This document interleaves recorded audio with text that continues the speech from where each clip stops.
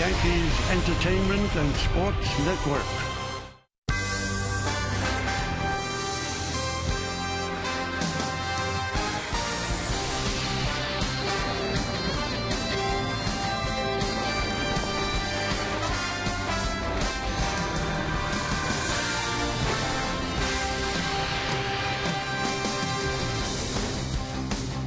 Well, the sport is wrong. In a couple of days, the NFL season actually starts. But right now, what we see is an incomplete pass, and the baseball season is incomplete at this point. So is the pennant race. It's got a lot to go as GE Capital presents the Monday game of the week. It's the New York Yankees against the Chicago White Sox in the first of three from Yankee Stadium in the Bronx, New York. Hello, everybody, and welcome to Yankees Baseball. Along with Ken Singleton, I'm Michael Kay. Yankees were right there. 6 innings of great baseball by Andy Pettitte, and the Yankees look poised to sweep the Baltimore Orioles and really put them in the rearview mirror. But they had to play the 7th inning. Yeah, the 7th came, and it was a fateful 7 for the New York Yankees. Andy Pettitte had been rolling until this point. He gave up a couple of hits, and all of a sudden the Orioles were in business in the 7th, and Joe Girardi decided to go to the bullpen, and he comes in with Sean Kelly. Andy Pettitte gets a nice hand from the fans. With 1 run in, J.J. Harden, looks like he didn't know he had himself a home run, but it was a 3-run shot, and the Orioles had the lead, but this was the crusher with 2 men on. Adam Jones having a tremendous season, hits his 28th home run of the year, straightaway center field off Jabba Chamberlain, and the Orioles came away 7-3 winners. A big win for the Orioles because then they move ahead of the Yankees again, but the Rays got swept by the A's, so the Yankees are still just 3.5 games back, 4 in the loss column for that final wild card spot. That's why this series against the White Sox is so big, and that's why this start by that man is so big. And we will talk about Phil Hughes' struggles when we return right here on Yes.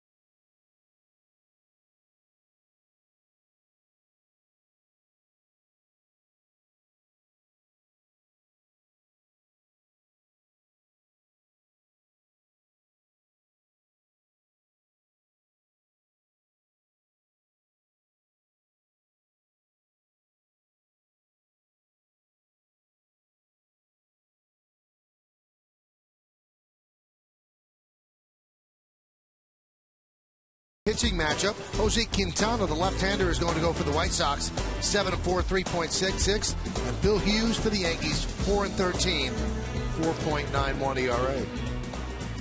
Welcome back to the broadcast booth. That's Ken Singleton. I'm Michael Kay. A lot of people thought that the Yankees should actually skip over Hughes because so many of these starts are must-win situations, but Girardi decided to stick with him, and he's got to step up now. Well, he did push him back one day. He was scheduled to pitch yesterday against the Orioles. They skipped him against the Orioles, put Andy Pettitte in, did a credible job, although the Yankees lost the game yesterday, and Phil Hughes gets to start against the White Sox.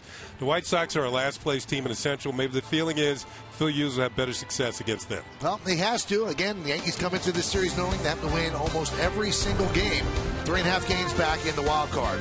Well, you might be enjoying a Labor Day barbecue. I hope you're enjoying Yankees baseball. Lineups, first pitch baseball next, right here on Yes.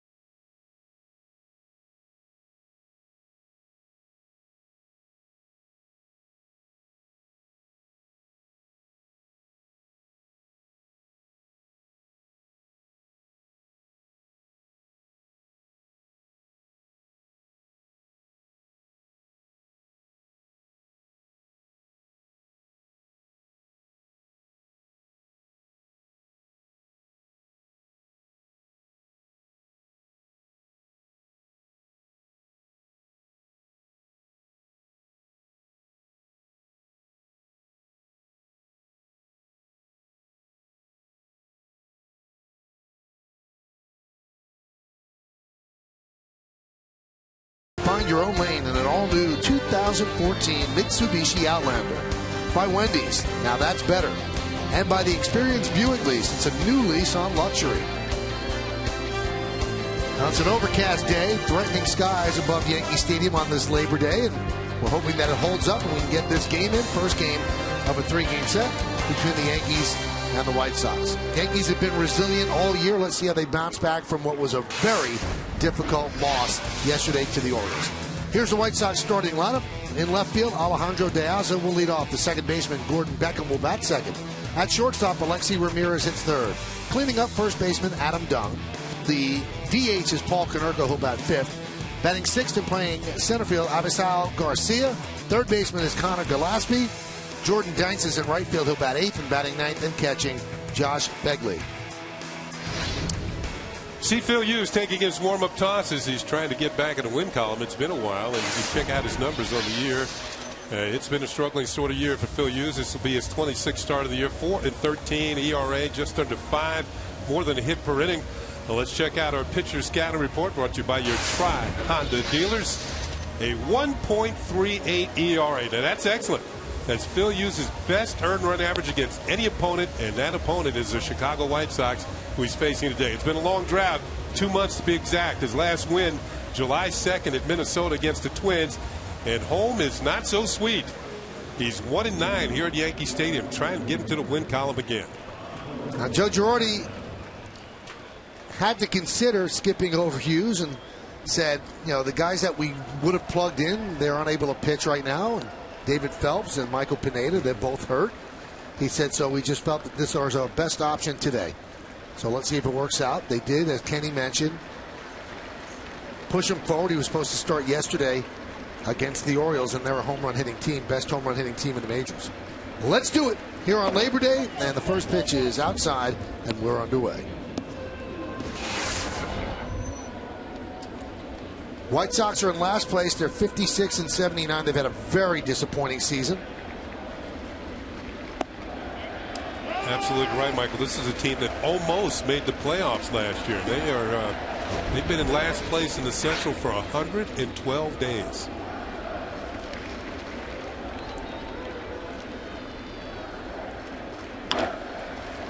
Fly ball, center field. Gardner drifts back, and there's one out. Why don't we check out the Yankee defense, which is presented by Geico. You've got Gardner in center. We've already seen him.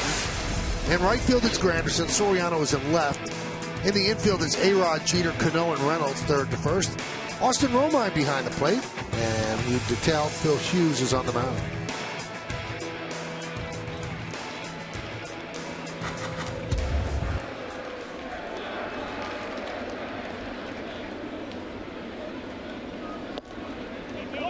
Gordon Beckham takes inside, 1-0. Well, the Yankees got to have some sort of revenge on their mind in this series. What happened to them in Chicago? They were swept by the Chicago White Sox in a 3-game series.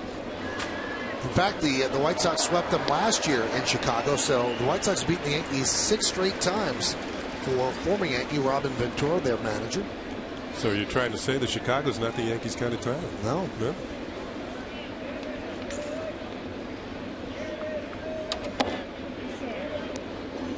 And this is going to be a Sox week for the Yankees. White Sox first 3 games, and then Red Sox finish up the homestand of the week with a 4-game set. 2-1. Beckham with a fly ball, right field. Granderson is there. 2 down. Let's look at the game time weather presented by Bigelow Tea. 80 degrees. Humidity is 75%. Not much wind. It's mostly cloudy, and the forecast is for some scattered late thunder showers. Let's hope very late.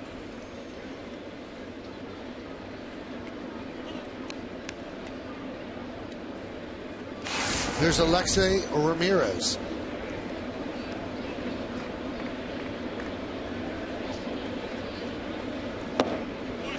And with Alex Rios going to the Texas Rangers from the White Sox, this was his spot in the lineup, the 3rd spot. Alexi Ramirez now is the number 3 hitter for Chicago White Sox. And he is the hitter in the league, Michael, that sees the fewest pitches per plate appearance. He is up there hacking away. 1-1. Punched out to right field. Coming on Granderson. And he slides to make the play for the final out of a 1-2-3 inning. So Hughes gets 3 fly balls, 3 straight outs, and the White Sox go down in order. It's the White Sox nothing, and the New York Yankees coming to bat against Quintana.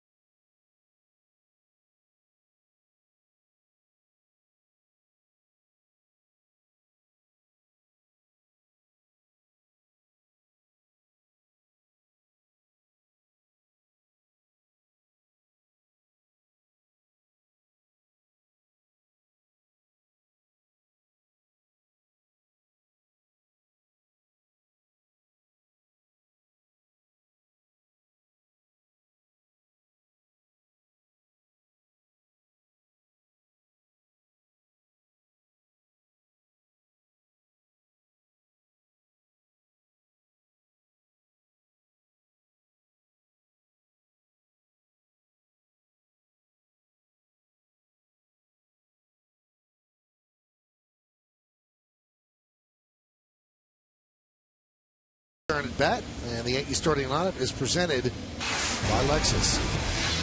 The center fielder Brett Gardner leads off the captain. The shortstop Derek Jeter bats second. Batting third, the second baseman Robinson Cano. Cleaning up left fielder Alfonso Soriano. A-Rod at third base will bat fifth. Batting sixth and DHing Vernon Wells. Curtis Granderson is in right field. About seventh. Batting eighth, the first baseman Mark Reynolds, and the catcher Austin Romine is going to bat ninth. Jose Quintana gets the start for the Chicago White Sox today. He is one of 4 left-handers in their rotation. The Yankees will see left-handers in all 3 games in this series. Those are his numbers on the season. Not a bad year, 7-4 for a last-place team. There's our pitcher scouting report brought to you by your Tri-Honda dealers. He's the king of no decisions. Leads the major leagues in no decisions with 16 of them. He's been a strikeout pitcher of late, 71 strikeouts his last 71 2/3 innings. And the only other player in White Sox history to be a native of Colombia is Orlando Cabrera. And he fits in there with Jose Quintana, the only 2 from Colombia.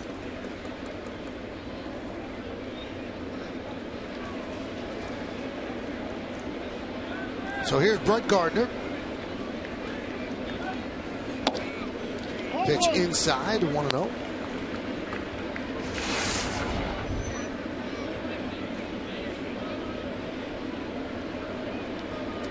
Had a couple of doubles yesterday. He's got a career-high 29 doubles this year. Yankees baseball available in Spanish by hitting the SAP button on your remote. SAP is brought to you by Infinity. Like the last 2 games, didn't he start it off with 2 base hits? Yep.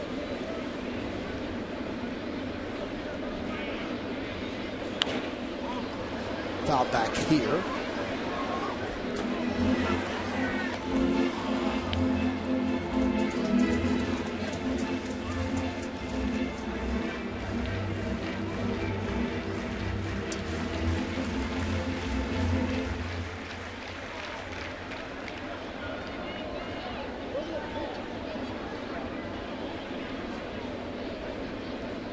And the 1-2 inside, 2-2.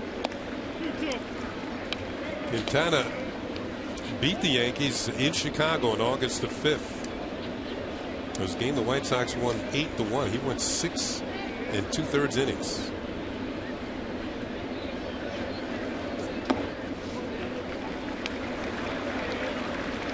He's also pitched very well against the American League East this year. 3-0 with it.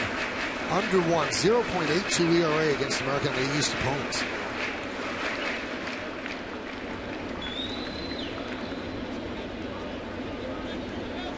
And the 3-2. Driven out into right center. Garcia going back, still going back. It's over his head and bounces into Monument Park. 3 straight games. And Gardner picks up a double in each of them. Now, once again, the Yankees off to a good start, courtesy of Brett Gardner. This one he gets into. Right down the middle from Quintana, and he pays the price. Avisail Garcia in center field. Not going to be able to get this one. Has too much length to it, up against the wall and over. And I'll tell you, that's a break for the Chicago White Sox, because with Brett Gardner's speed, that would have been a 3-base hit. Instead, it's a ground rule double, and he's on second base.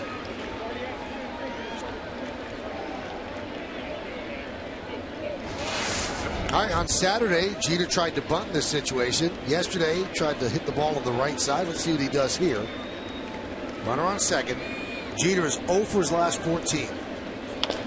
And he swings away and gets a base hit. Gordon around third. He's coming home. De Aza bobbles the ball. Jeter running hard will go to second. He's in there. Yankees lead 1-0. Well, if you're De Aza in left, you got to realize who's running. The ball wasn't hit all that hard, so he had very little chance of throwing out Brett Gardner. So the whole idea is just to catch the ball cleanly, get it back into second. Instead, he bobbles it. Jeter's going to go to second. That's going to be a base hit, an RBI, E7. And for the Chicago White Sox, that is their 113th error of the year. Their defense has not been good at all. Well, it's been dreadful. Kenny's being kind. They have the 13th worst fielding percentage in the league this year. Last year, they had the best fielding percentage.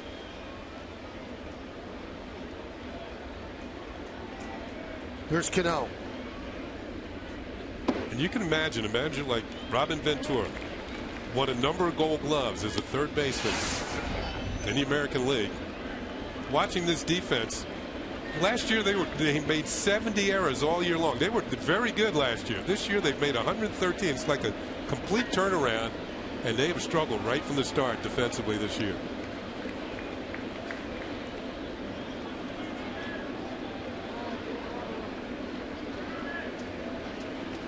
And then you compare them to the Orioles, who just left town, and they had 40 errors as a team.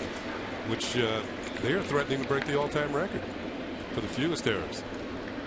And really the scatter report on the White Sox, and that's what makes the sweep at the hands of the White Sox in Chicago so frustrating for the Yankees. They don't play good baseball. Fundamentally unsound. They don't field the ball well. They don't run the bases well.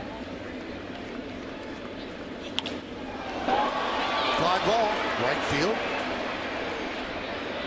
Danks makes the play. Tagging is Jeter. Here's the throw. Jeter's in there. Why don't we check out the White Sox defense, which is presented by Geico. You've got De Aza in left, Garcia in center, and Danks over and right. Gillespie, Ramirez, Beckham, and Dunn third to first. Fegley behind the plate, and on the mound is Quintana. Michael, the best thing about that play on the fly ball to right field by Cano is Jeter tagging up and going to third. This is going to be a close play. I think the first two times he came back from the deep, he wouldn't have even thought about going because he wasn't running that well. Instead, this shows you that he's feeling a lot better. There's Soriano. And the fact that he takes second base on the bobble by De Aza also showed that. There he is tagging up. I'll tell you what, he looks okay to me. That's a very good sign. Infield is back. They'll give up another run with Soriano at the plate.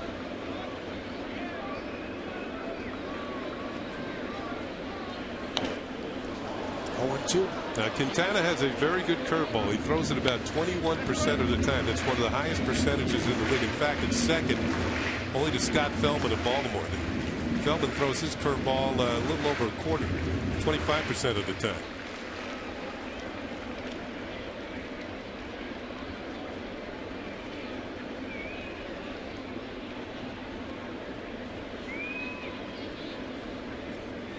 The 0-2.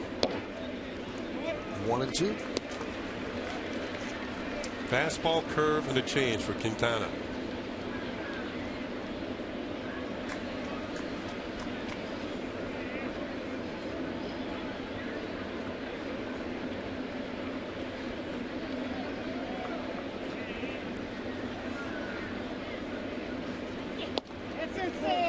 Missed inside with the fastball. Home plate umpire is Mike Everett.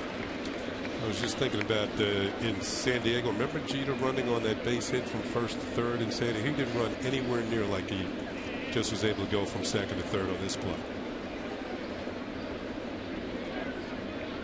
San Diego wasn't that long ago. 2-2. 3-2.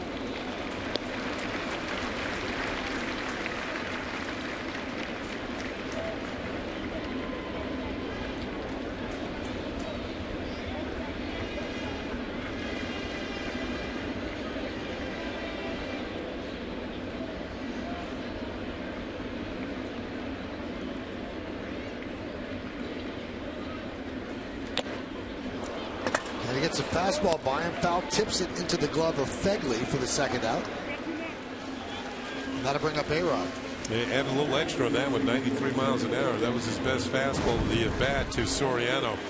And it was up just a bit. He couldn't get on top of it. Just got a piece of it. Fegley holds on. And Soriano's a strikeout victim.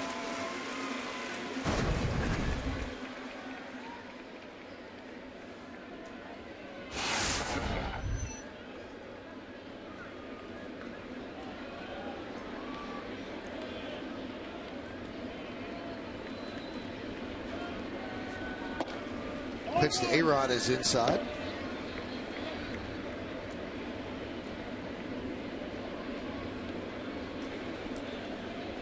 Alex 1 for 7 in the series against the Orioles.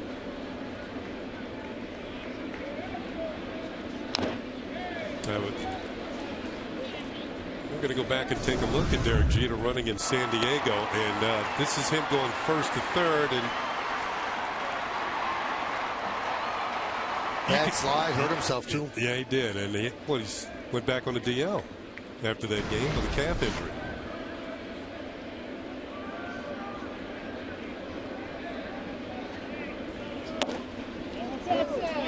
Two and one. I heard you and Flash talking yesterday about how A-Rod looks pretty good, particularly in the field. I think he has come on since he's returned to the Yankees, where his range has gotten better at third. He looks very smooth. He had a 6-game hitting streak broken yesterday, so he's been getting his hits.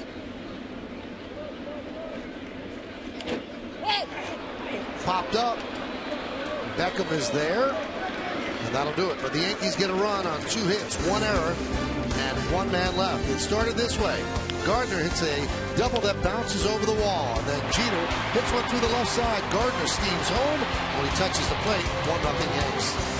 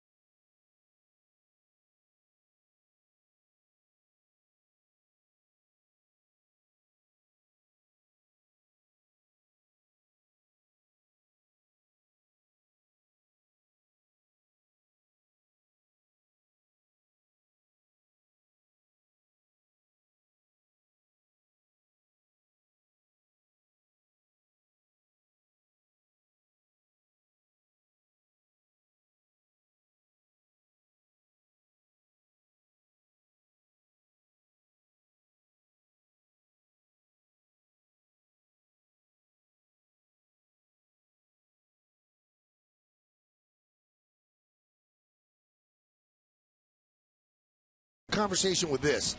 Which of the 3 last place teams the Yankees face this month will cause them the most difficulty, and why? Those would be the White Sox, the Blue Jays, and the Astros. One of the answers we got was from Drew Magnola. The Toronto Blue Jays will, because they're very familiar to the Yankees and they have a strong batting order. Well, he just gave the Yankees a hard time in Toronto. Adam Dunn outside. Follow Yes Network and tweet us your responses using hashtag Yankees Prius to keep the conversation going. Shift is on for Dunn.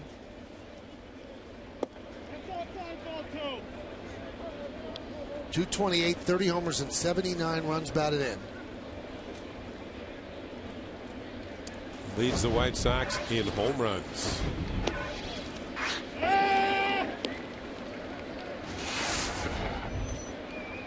But he's just 5 for his last 46. He's always a threat. 2-2.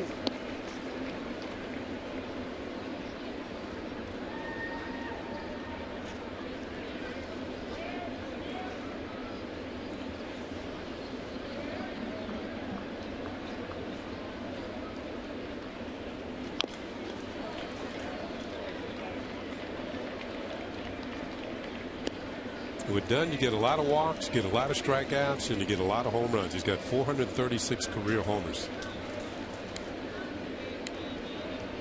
You know, pitchers are very careful with him. But if you make your pitches, you can get him out.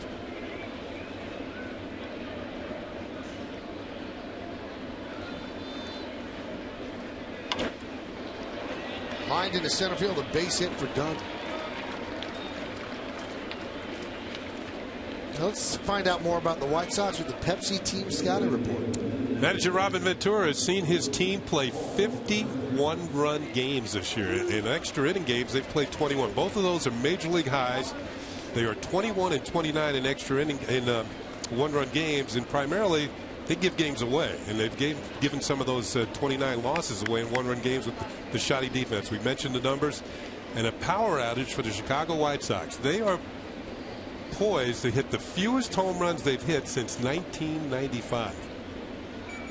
So they have not hit home runs at the rate they usually do. And one man at the plate is Paul Konerko. He's having somewhat of an off year. He's had back problems. He's only had 9 home runs.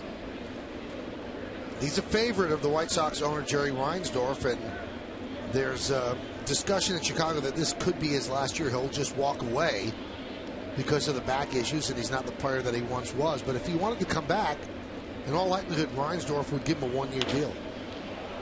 Konerko hits one to left field. Soriano will put it away. One down. So he's meant a lot to the Chicago White Sox. Probably, as Michael said, the most popular player on the team, and is also very popular within the clubhouse. Now here is Abisail Garcia. Came to the White Sox in a 3-way deal that sent Jake Peavy to Boston. Then Boston sent Jose Iglesias to Detroit, and Detroit sent Garcia to the White Sox, and the rain is sending the fans for cover here at the stadium. Foul back. And at this point, Michael, I think all 3 teams are pretty happy with that deal. Garcia's Iglesias has provided a lot of defense at shortstop for the Tigers. Jake Peavy's done a good job starting for the Boston Red Sox, and Garcia here has been hitting. It is really coming down here right now. Breaking ball strike. 0-2. Garcia's hit in 17 of his last 18 games. Well, we're going to keep an eye on Tim Welke. And that eye says he's bringing the tarp on.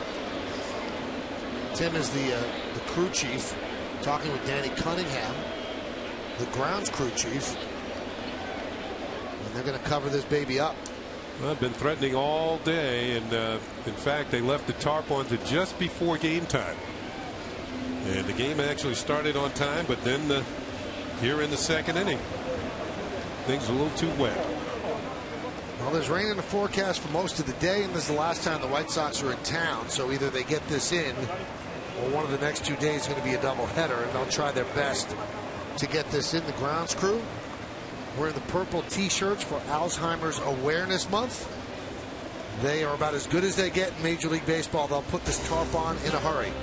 We'll come back. We'll talk about some things. A lot of stuff to deal with here in Yankee land, so stay tuned. Rain delay here on Yes.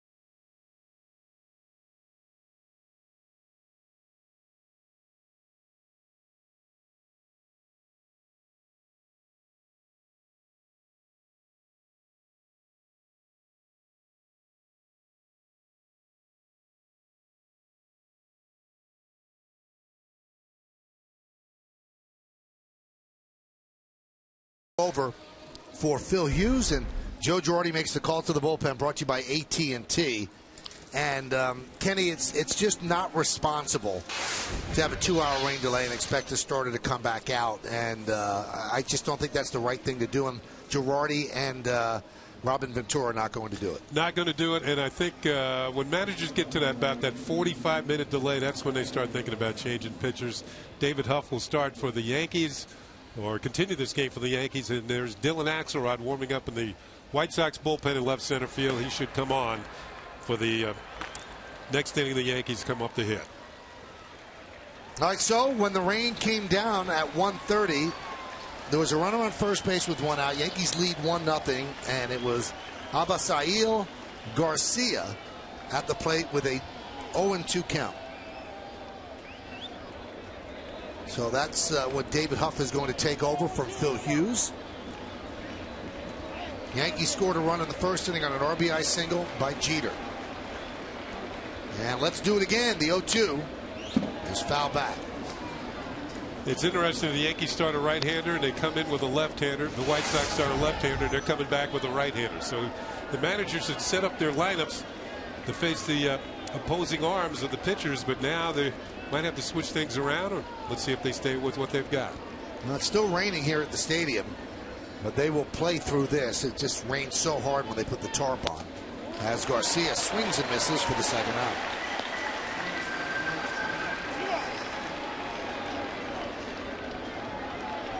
Now you credit that strikeout to Huff.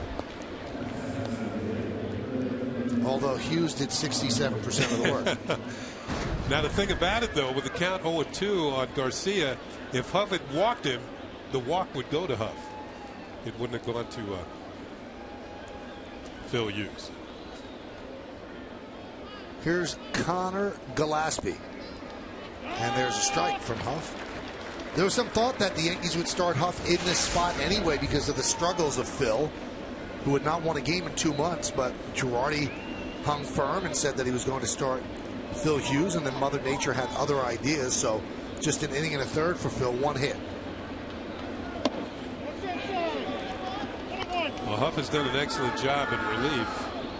In fact, with the Yankees, when you look at his numbers, he's been in 5 games. He's working to an ERA of 0.57, or 0.87, I should say, and he's 1-0 in relief.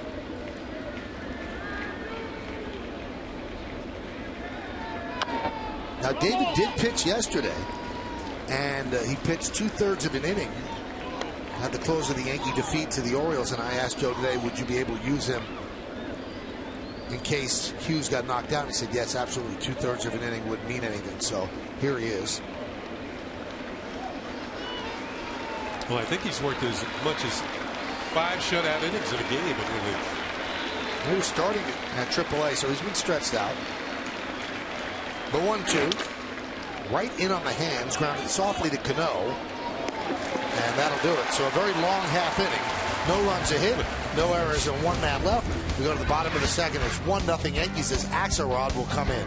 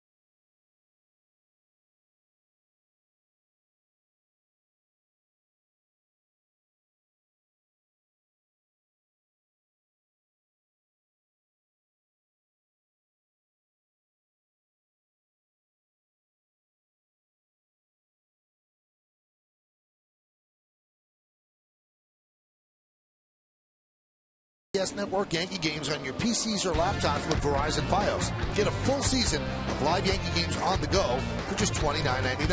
And if you're a Verizon Fios TV customer with Fios Internet, go to yesnetwork.com to get more information and subscribe now. So the rain continuing to fall here in the Bronx. But they play through. New pitcher for the White Sox, taking over for Jose Quintana, is Dylan Axelrod. Axelrod had been a starter earlier this year. You can see he's made 18 starts. The numbers aren't particularly good. He's given up 140 hits in 112 and 2/3 innings. Opponents are hitting .306 against him. Right-handed batters in particular hitting .329. And he's also given up 23 home runs in those 112 and 2/3 innings. So this is who the Yankees are going to face starting here at the bottom of the second inning. It'll be Vernon Wells, Curtis Granderson, and Mark Reynolds in the second. First inning, Gardner with a double, bounced over the wall in center field. And then Jeter, a single through the left side of the infield, scored Gardner. And that's the 1 run on the board.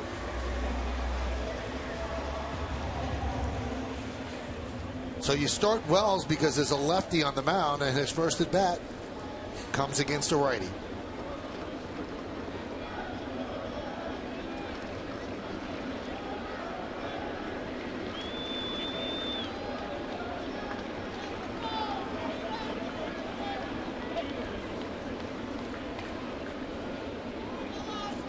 Is that Phil?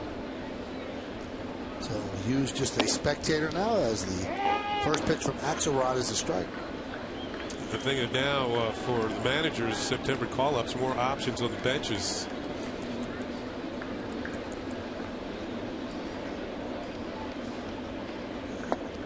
Oh no!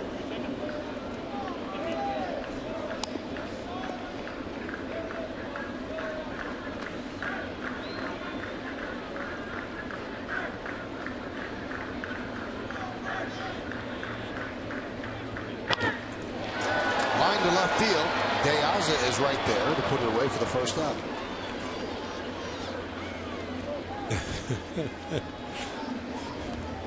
He's certainly ready. Any foul ball, anything like that? He's taking that September call-up role seriously. Bucket hit. Here's Granderson.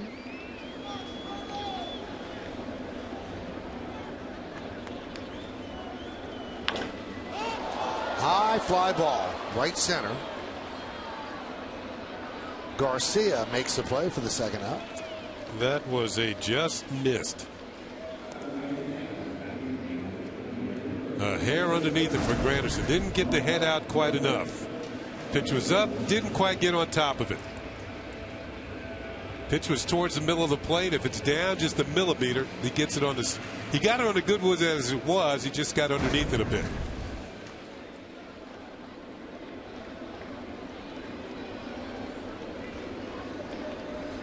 There's Mark Reynolds, 7 hits in his last 14 at bats. And he swings over the breaking ball 0-1.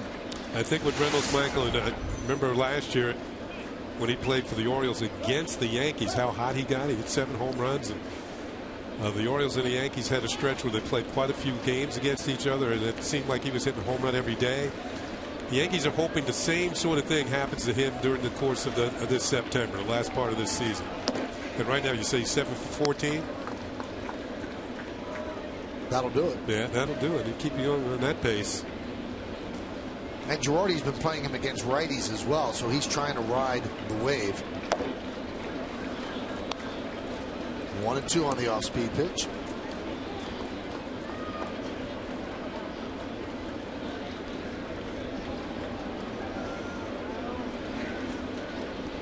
And the pitch.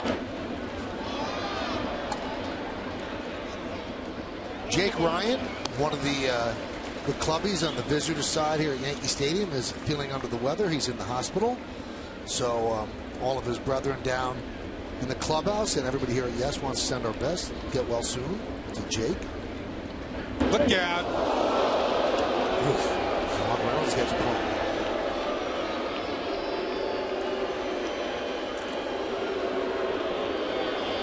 So he's going away with the breaking ball and then tries to come upstairs and gets away from him. Yeah, the target's up and in. Fastball running in. It looked like it hit him right between the 3 and the 9 in the middle of the back. And Reynolds really didn't have any place to go except the first base. Ooh.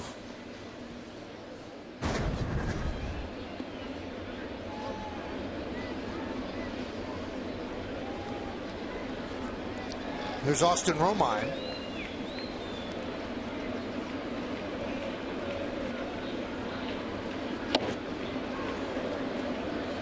Oh, and 1.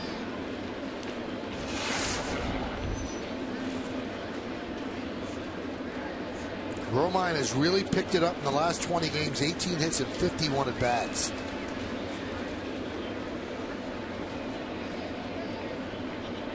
Has his average up to 227. Runner goes from first. Ball is skied out to right field. Danks will make the play for the final out of the second. No runs, no hits, no errors. 1 man left. We go to the third. It's 1-0 Yanks.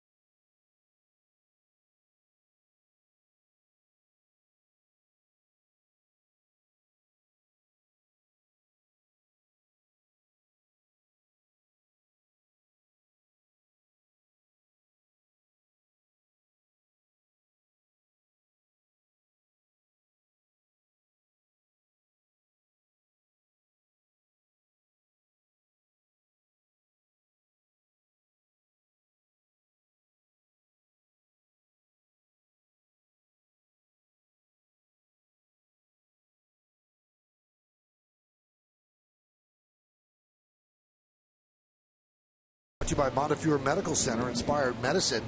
A lot of people were asking, well, why isn't Phelps or Pineda starting this game? Well, here's why. David Phelps and Pineda both hurt. Phelps has been cleared to play catch. He's had a problem with his elbow and his forearm. And Pineda throwing side sessions after his shoulder started barking again. Remember, he had off-season shoulder surgery. So there's no timetable for either pitcher's return. He actually had that shoulder surgery during the season last year. And there was some hope that he'd be back by the beginning of this season or maybe toward the middle, but he made strides, but had a little bit of a setback. Jordan Danks hits one deep to left field. Going back Soriano, and he can't make the play. He'll get the ball in, and Danks leads off with a double. Well, Danks, a couple more feet, he might have had himself a home run as he picks on the first pitch here in the top of the third inning. And this young outfielder is swinging a hot bat. This Soriano drifting, and just can't come up with it in left field. He leaps at the end, and it looks like it. He actually, ball went over his glove, but not by much. And Danks has a double. Danks been swinging a hot bat, nearly 400 his last 15+ games now. Here's Josh Fegley, number 9 hitter, and he serves that one into right field. Granderson is there, throwing behind the runner, but getting back is Danks. Lincoln scoreboard shows the Yankees with a 1-0 lead in the top of the third.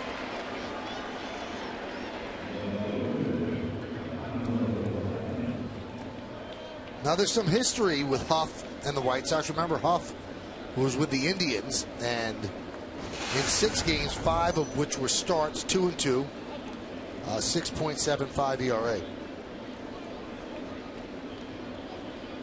Yeah, the White Sox not wasting much time here. They've swung at the first pitch on the first 2 at-bats here in the 3rd inning. They do not work counts. These are not the Boston Red Sox who are in town next. And a strike to Diaz.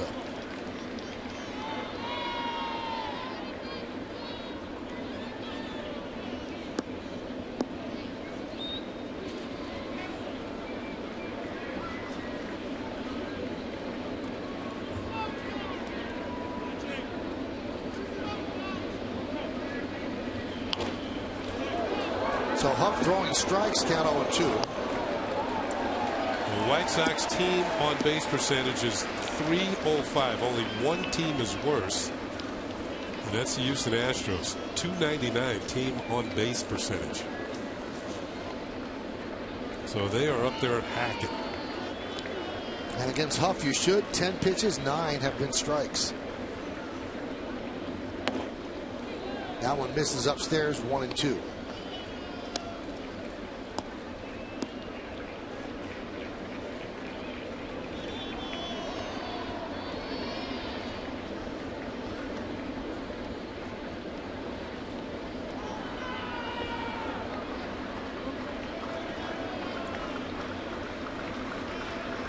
One-two. Fly ball, center field. Backing up is Gardner. Making the play. Danks tags. He'll go to third. And on one hop, the throw comes to third, but Danks is in.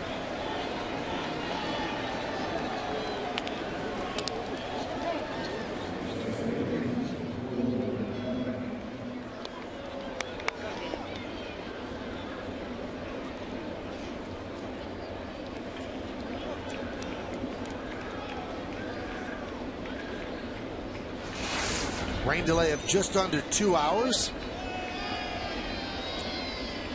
Delayed the top of the 2nd inning. Here is Gordon Beckham. You talk to people with the White Sox and they say that Beckham might be the smartest player on the team in terms of how to play the game. But he had been hitting a lot better lower in the order. Now they moved him up to the number 2 slot, and he struggled just a bit. Count 0-2 to Beckham.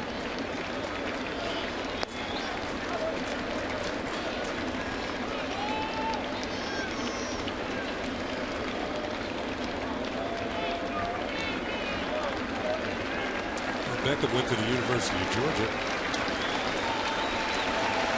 Good institution. Maybe not too happy with their opening loss to Clemson the other night. 38-35. They just went up and down the field like marching bands. Did you see the one kid who tore his knee up, celebrating a touchdown from a teammate? That's Georgia's best receiver. Yeah. Out for the year. Ball fouled away. Celebration gone bad. Young fan bought a glove, and it settled right into the glove. So very happy. It's worth the wait.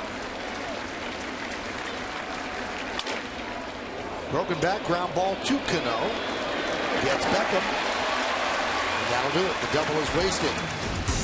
We go to the bottom of the 3rd inning. It is 1-0 New York Yankees.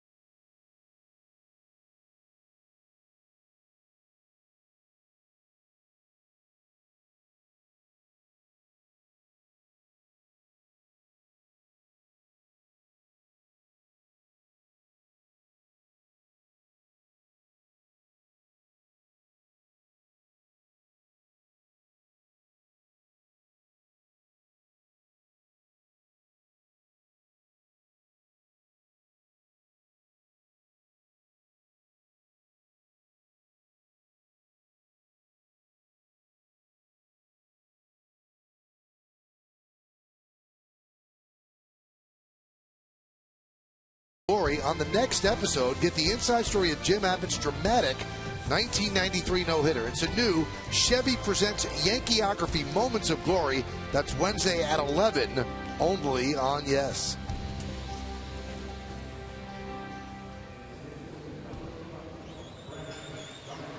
Yankees lead 1-0 as we go to the bottom of the third. Brett Gardner will lead off against Dylan Axelrod. He led off the first inning with a double. So he's led off the last 3 games with a double. And we wondered, who was the last Yankee to lead off the game with a double in 3 straight games? You have to go back to 1990, August 19th, 20th, 21st. Roberto Kelly did it. Ooh. That's pre-O'Neill days. Lincoln scoreboard, 1-0. Yankees lead. As a reward for those 3 doubles, he got traded for O'Neill. That's right. There's a strike to Gardner. And he got those doubles off 3 pretty good pitchers. Matt Young, Todd Stottlemyre, and John Candelaria. Bunted, third base side. They're going to let him roll. And rolls foul. Good decision by Gillespie. No chance to throw him out. Yeah, he's moving up on the pecking order as the smartest player on the field.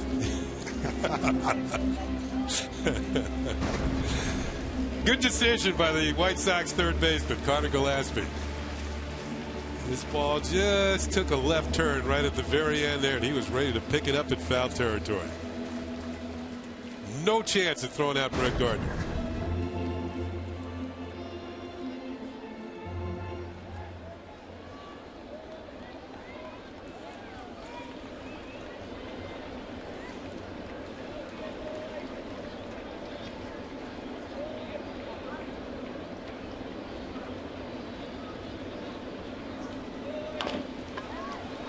Grounds to second base. Beckham gets Gardner for the first out.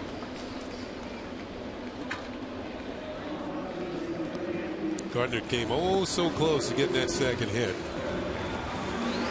2 hits in the game. That almost guarantees yourself a good day.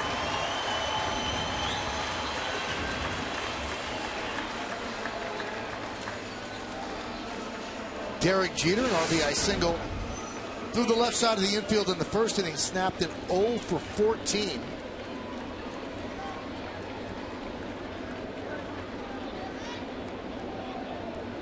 And Dylan Axelrod deals.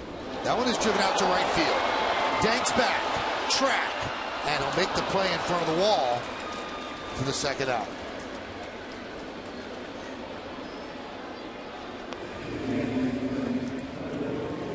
It's amazing how the fans get all riled up when a ball is hit in that direction. They know the short porch has been in right field. Yankee fans saw it across the street at the old Yankee Stadium. And of course, the dimensions here are the same.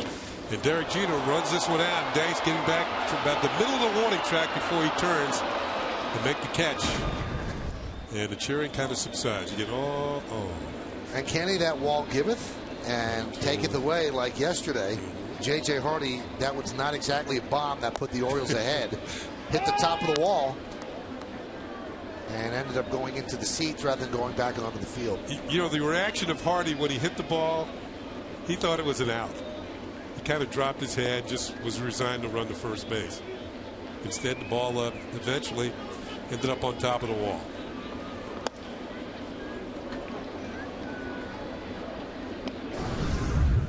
Look how close Granderson came to making this play, Kenny. It's off his glove. So from dejection to elation for J.J. Hardy. Head for the Orioles. Hot shot up the middle, a base hit for Cano.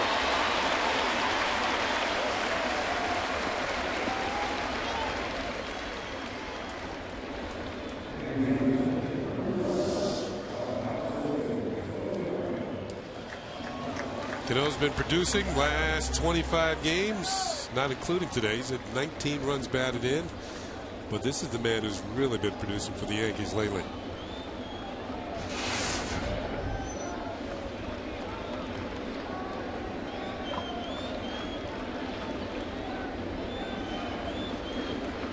Struck out in the first inning with a runner on third and 1 out. Now a runner on first and 2 outs. Axelrod deals high. Soriano had 11 home runs in August, but that's not his best. September 2007, he actually had 14 home runs in a month.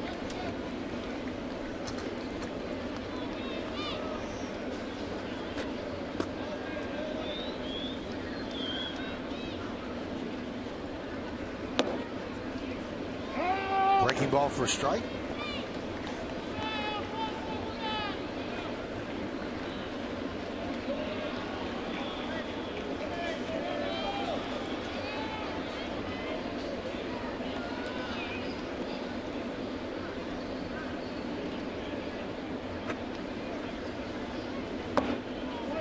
Two and one. If you just turn the game on, why is it in the bottom of the third? Well, there was about a 2-hour rain delay in the top of the second inning. Tarp went on about 1:30. We restarted the game, I believe, at 3:25. Looks like right now the sun is trying to burst through. Lights have been on since the start of the game. They remain on.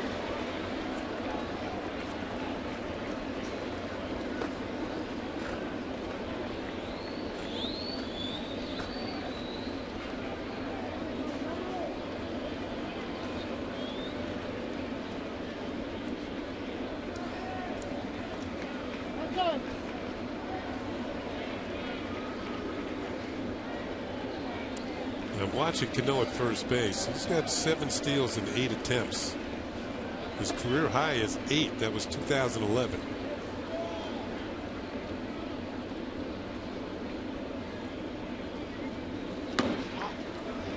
Three and two. Well, he'll be going now on this 3-2 pitch with 2 outs. A lot of off-speed breaking balls from Axelrod. He's dropped a few in there for strikes to Soriano. Let's see what he goes with here. 3 balls, 2 strikes. Might be rethinking a fastball 3-2. He doesn't want to give in to Soriano. Let's see what they're thinking. Fastball away. Foul back. Oh, he had a good swing.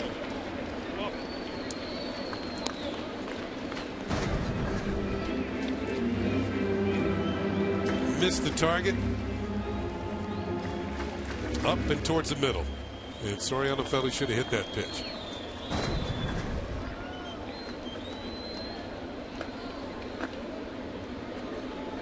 Runner goes. Swing and a miss. Got him. And that'll do it here in the third. No runs a hit, no errors, and 1 man left. Let's go to the 4th inning. Yankees lead the White Sox 1-0.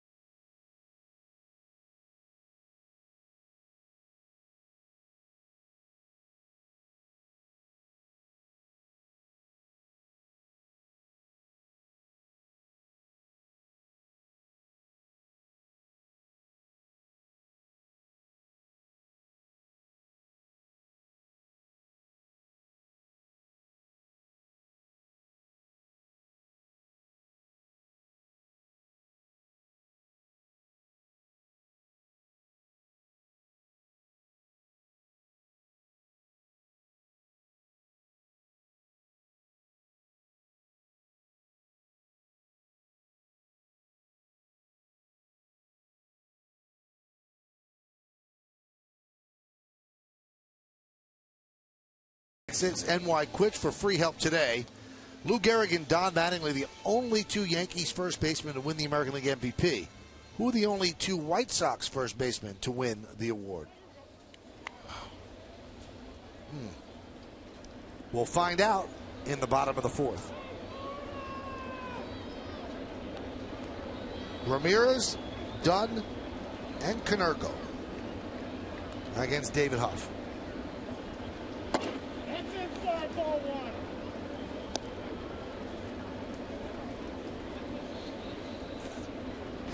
Ramirez with a fly ball to right. That was in the first. Fouled away, 1-1. Nice catch in the stands.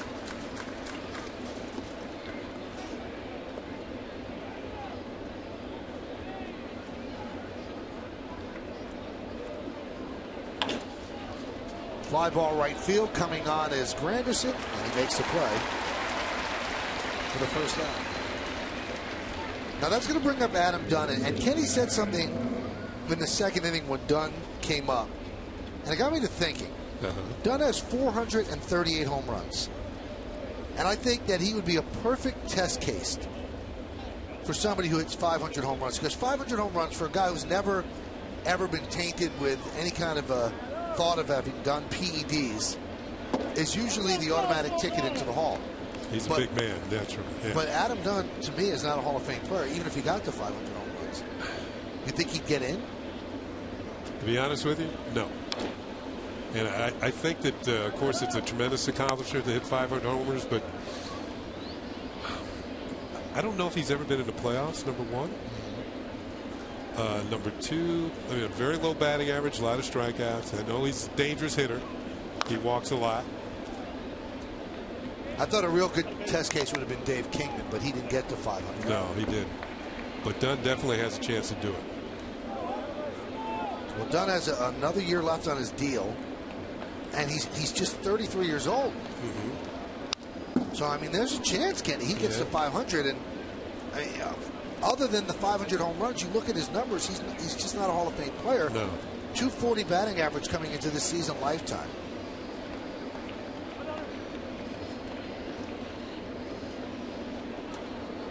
Last year he struck out 222 times. He's had years of 199 strikeouts, 195. He strikes out a lot, he walks a lot, and he hits homers. Yep.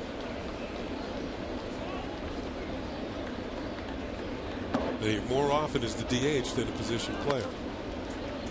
Today he's at first base. So he's got 30 home runs now.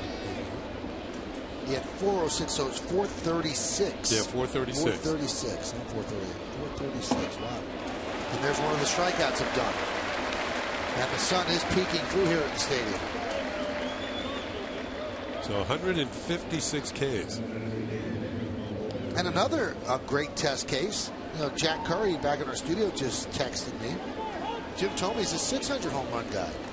Is he a Hall of Fame? Yes. I think he probably is. Yes. But it's an argument. 600. Not many guys get to 600. No. Plus the fact he's a better hitter than Dunn. Yes, he is. Dunn. But do you think that Jim Thome is a first ballot Hall of Fame? I think it depends on who is going in that year. Yeah, that year.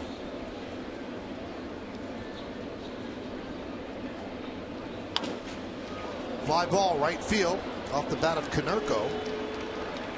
And Granderson puts it away for the final out of a 1-2-3 inning. We're going to the bottom of the fourth here at the stadium. It's 1-0 Yankees on yes.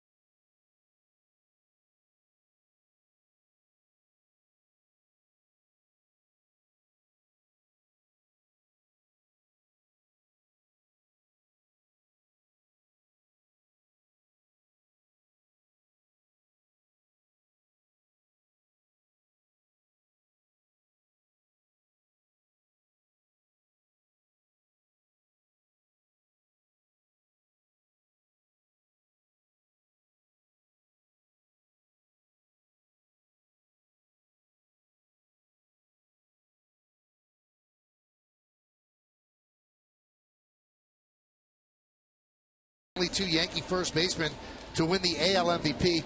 Who are the only 2 White Sox first basemen to win the award? Frank Thomas actually won it twice. Is it him both times? No.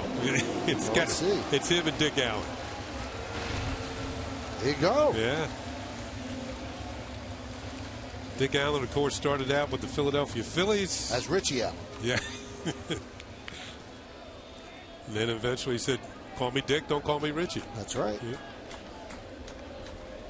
Here's A-Rod as we go to the bottom of the 4th. It's 1-0 Yankees.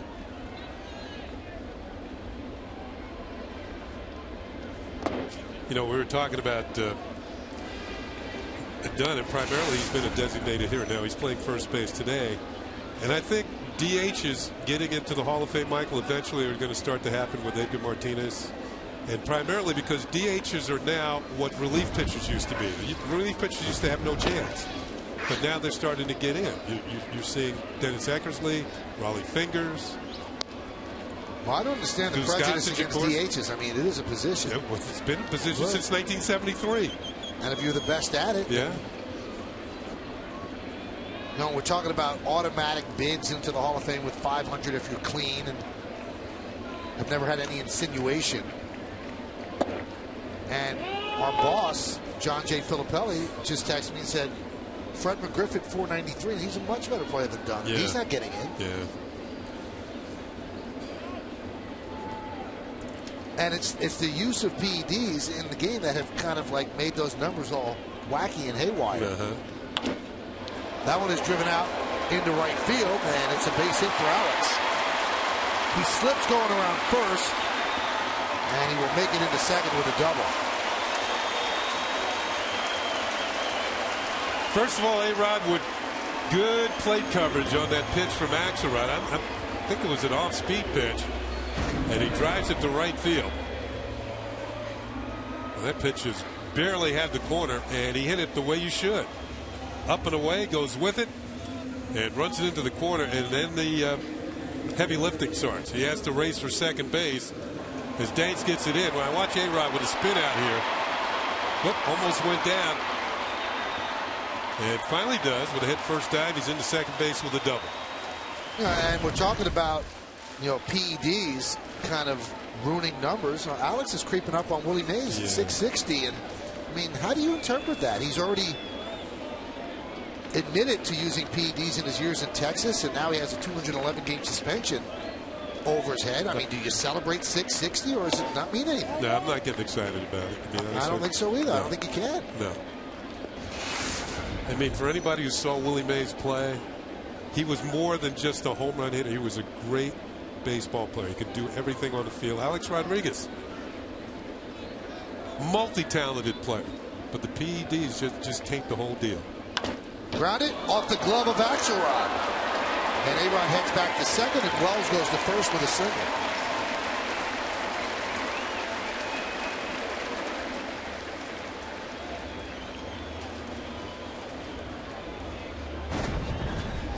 Now for A-Rod, difficult to tell how far this ball had actually gotten away. Remember, he's almost directly behind the mound. I think if he had started initially, he might have made it, but he wasn't so sure if Axelrod was going to make the play. So you have to be sure. He's already in scoring position. You can't fault him for not going to third base on this particular play. Difficult to judge. You can see he's kind of upset. He says it's his fault, but you can understand why he didn't make it.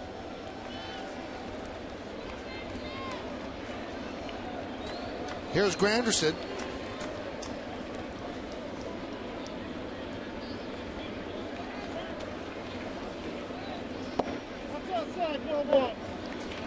And the count 1-0.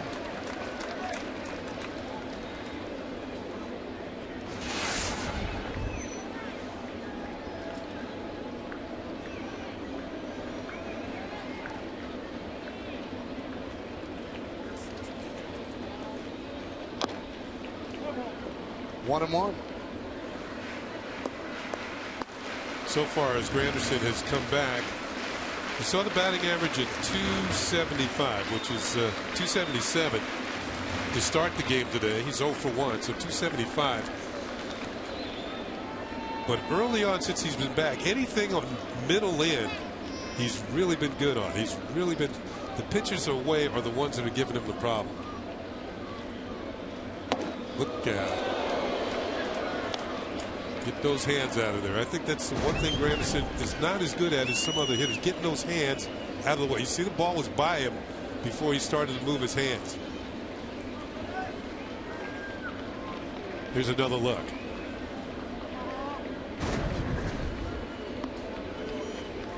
That's one thing over the years that Derek Jeter's gotten much better at. Remember early, a few years back, he was hitting the hands a lot. Now he's got much better at getting his hands out of the way.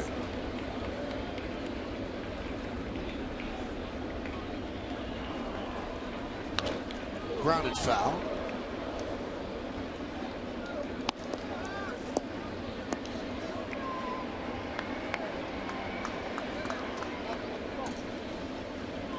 Remember, Axelrod came into today allowing 140 hits in 112 2/3 innings. So he has been hittable during the course of the year.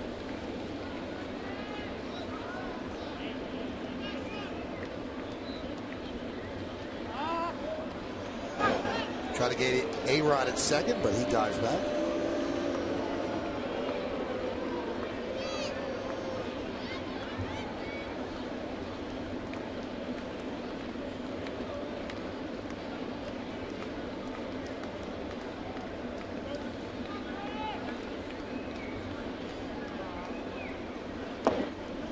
And the count has been worked to 3-2 now. An appeal at third, and Tim Wilkie says no swing by Granderson.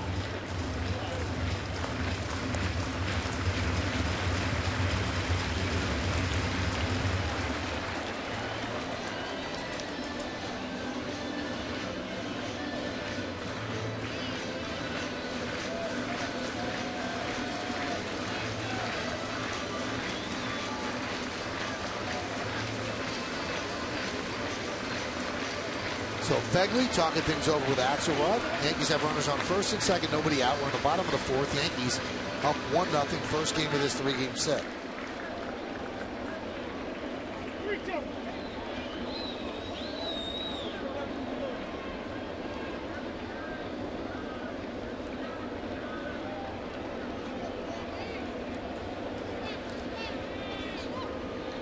Three-two. He walked him, and that loads the bases.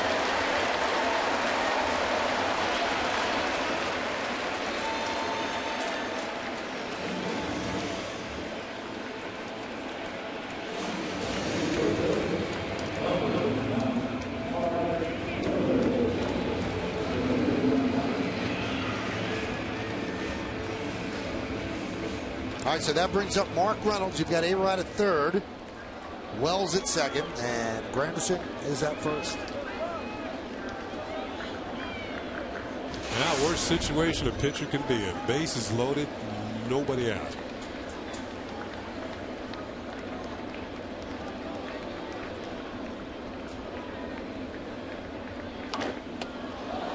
Popped up.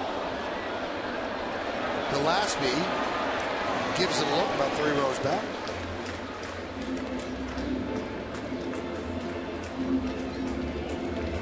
Does not have great numbers with the bases loaded, just a 198 mark.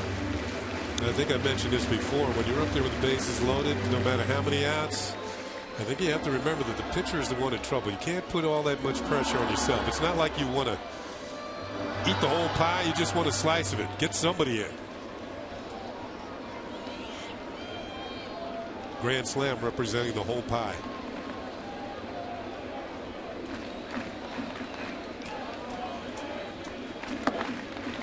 Count 1-1. Yankees could get some breathing room here. Tight 1-0 game, bottom of the fourth inning. And they're looking for more.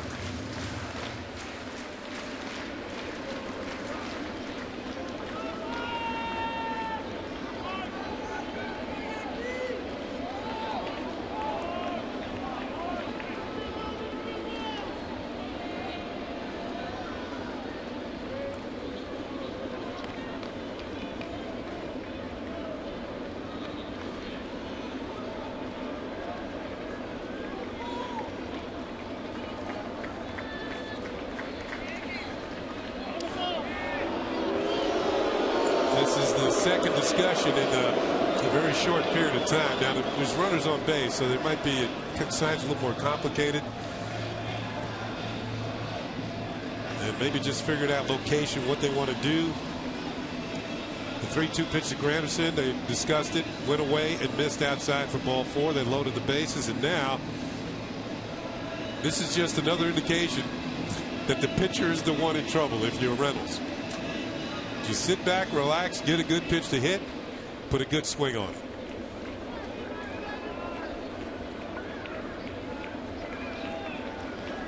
A-Rod doubled. Wells an infield single. Granderson walked to load the bases. Nobody out, bottom of the 4th. 2-1. Reynolds actually has a grand slam against the White Sox this year when he was with Cleveland on April 13th. He hit it against Chris Sale.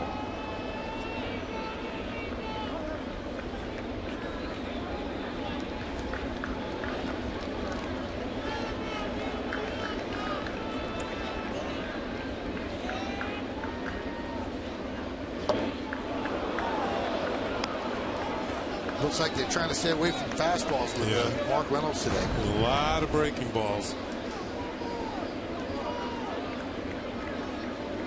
Out in front, as you can see. Pitching coach Don Cooper, one of the best.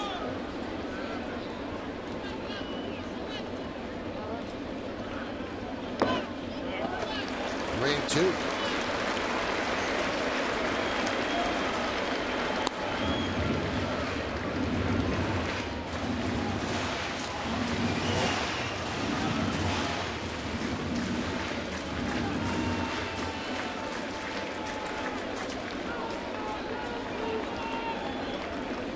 Where do you go here? Reynolds, a good fastball hitter. Grounded to third. Knocked down by Gillespie. He has no play. A-Rod scores, and the Yankees lead 2-0.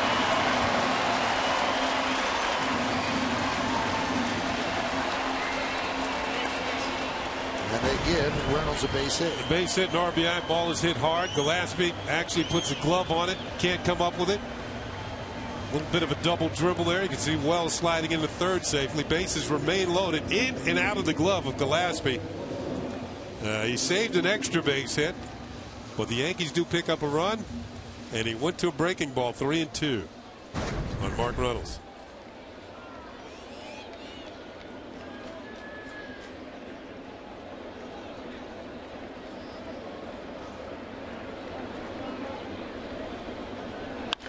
Line drive, base hit off the bat of Roma.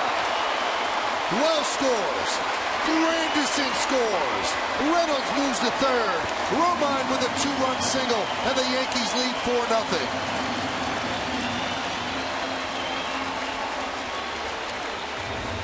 Well, Michael told you that Austin Romine's been picking up with the bat of late, and he doesn't hesitate. Gets the first pitch right there. Slider in the middle of the plate, and he rifles it into center field. 2 more runs for the Yankees. Saw Granderson hold up, making sure that Beckham didn't catch a line drive. Didn't matter. He scores. And the Yankees have jumped out 4-0.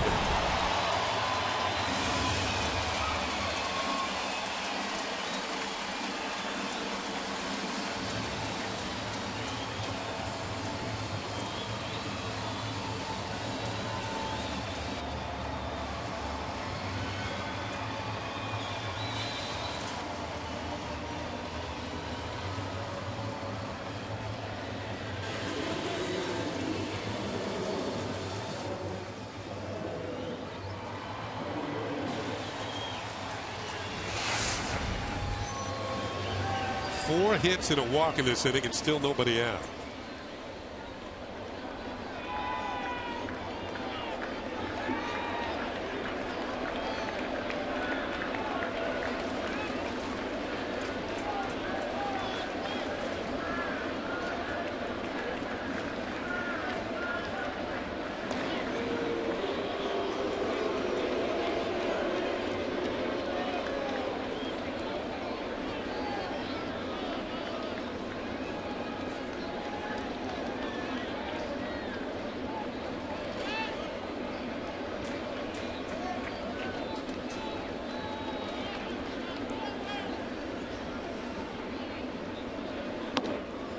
There's a strike.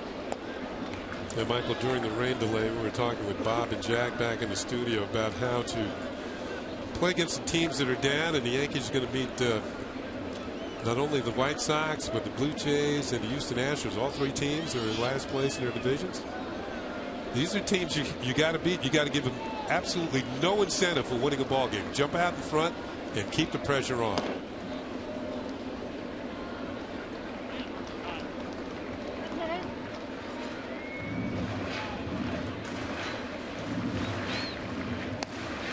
Strangely, Robin Ventura does not have anybody warming in the bullpen. Yeah, I was looking out there myself. I thought I saw some movement, but nobody got up. Very odd. There's still nobody out.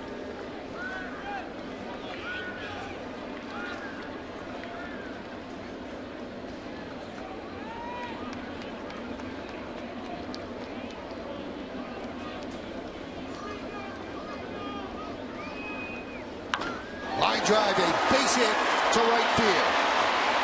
Reynolds scores. Gardner's going for another double. He's in there as Romine moves to third, and the Yankees pouring it on. They lead 5-0.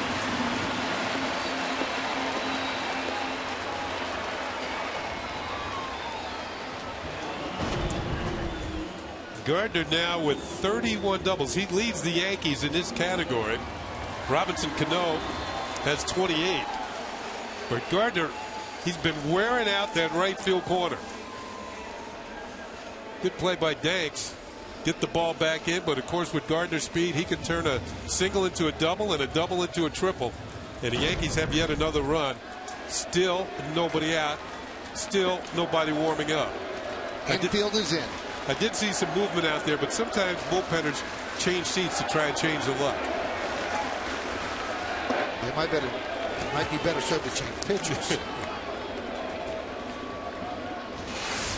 So Jeter with an RBI single in the first now shoots to get a ball through a drawn-in infield. Romine at third. Gardner is at second. Now we see somebody starting to throw.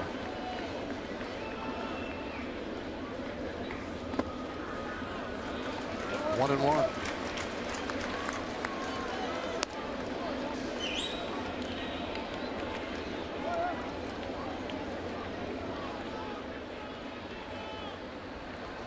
There's Jake Petruchka.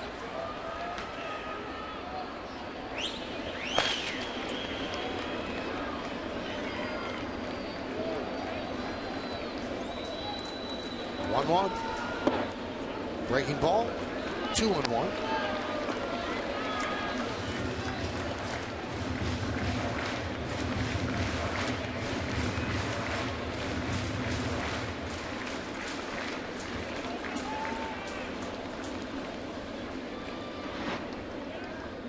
.50 pitches for Axelrod.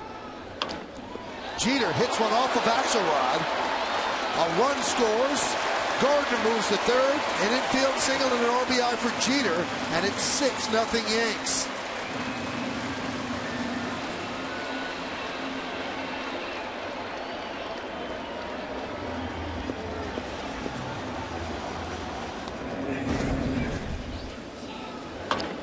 Here's the hit, and this is a milestone hit for Derek Jeter as he scores Romine.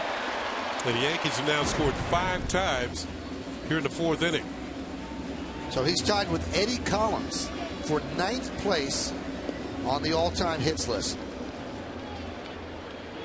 So only 8 players in the history of this game have had more hits than Derek Sanderson Jeter. Pete Rose is first with 42.56. Another Hall of Famer. I guess they're all Hall of Famers at this point, but Paul Molitor just ahead of him. Pete's not.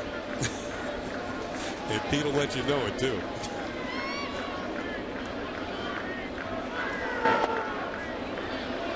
And he's never had the opportunity to be voted on because baseball won't even let him be on the ballot for Cooperstown. Yep. Although during a Hall of Fame weekend, Pete is usually in Cooperstown signing autographs.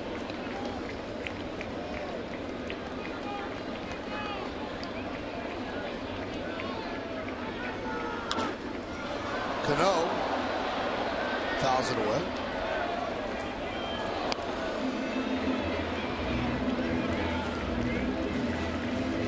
It's been 25 years now that Pete Rose has not been eligible. What do you think, Michael? I think that he should be allowed to be voted on. Let the writers decide. It's getting to that point? I think it was always at that point. I'm surprised that the writers didn't fight for that. Just like they make decisions on PED guys, they should be allowed to make a decision on him. Count 2-1.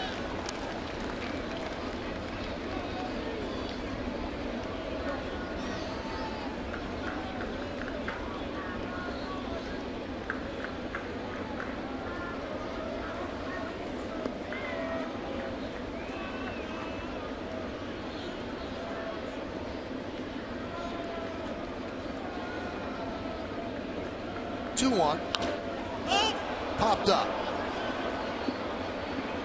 Beckham makes the play for the first out.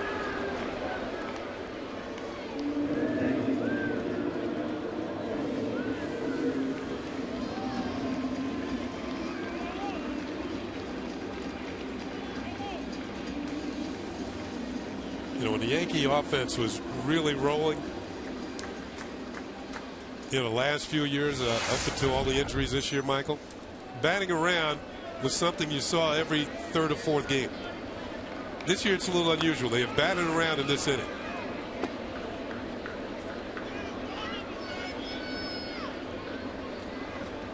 Soriano hits one off the glove of Gillespie and down the left field line.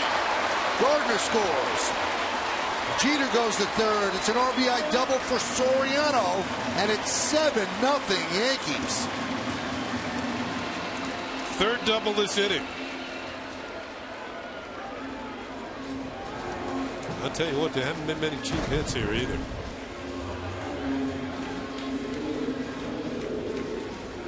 As we watch Soriano rifle one by Gillespie at third.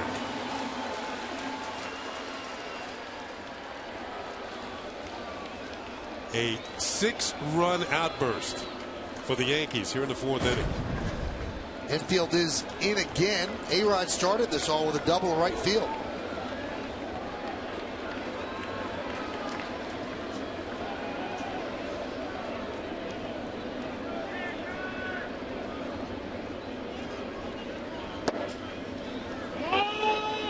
A strike from Axelrod.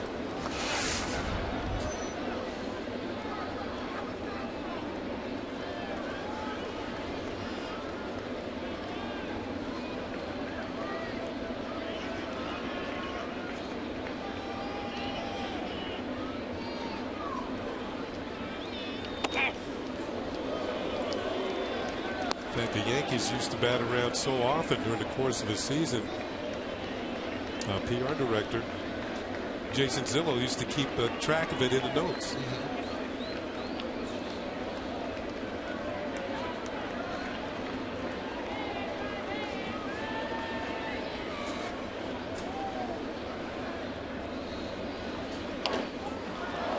Popped up. Fegley drops the ball. That sort of inning, that sort of season for the White Sox.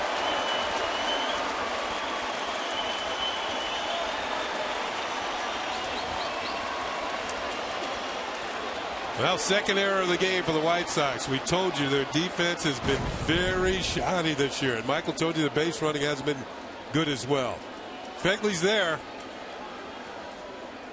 Ball hits off the heel of the glove and bounds away. He'll get an error, which extends Alex Rodriguez's at bat and a chance to drive in a run here. Wow.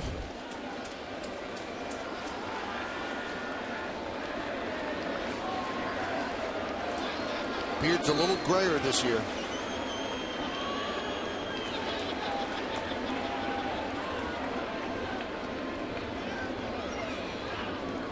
One, two.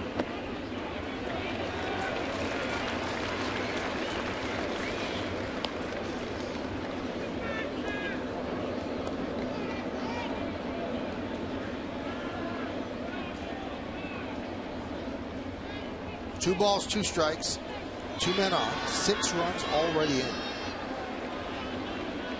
35 pitches have been thrown this inning.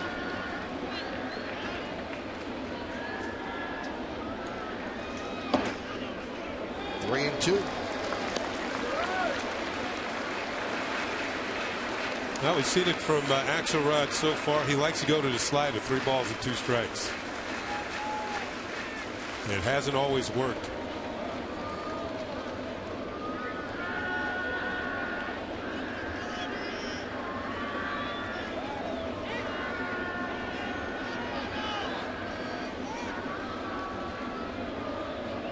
The payoff. A-Rod walks to load the bases.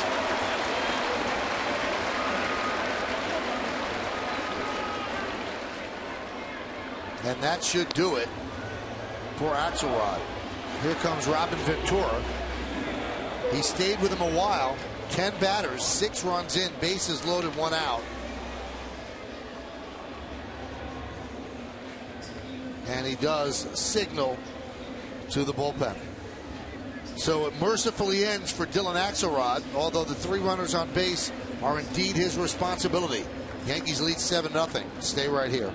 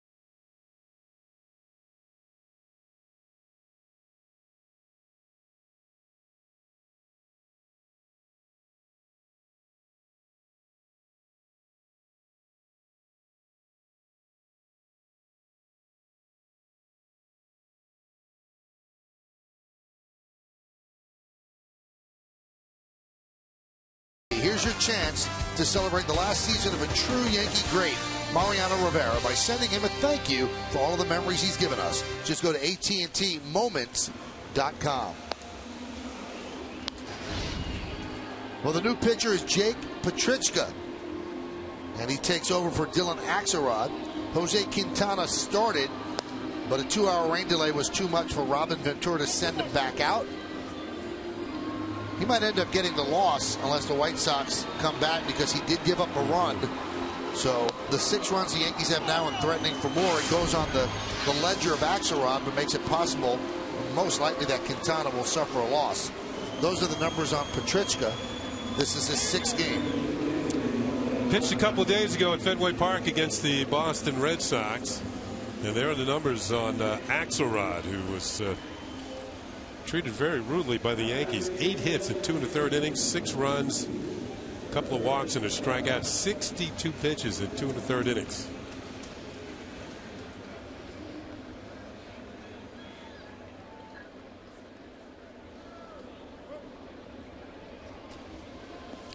Here's Vernon Wells.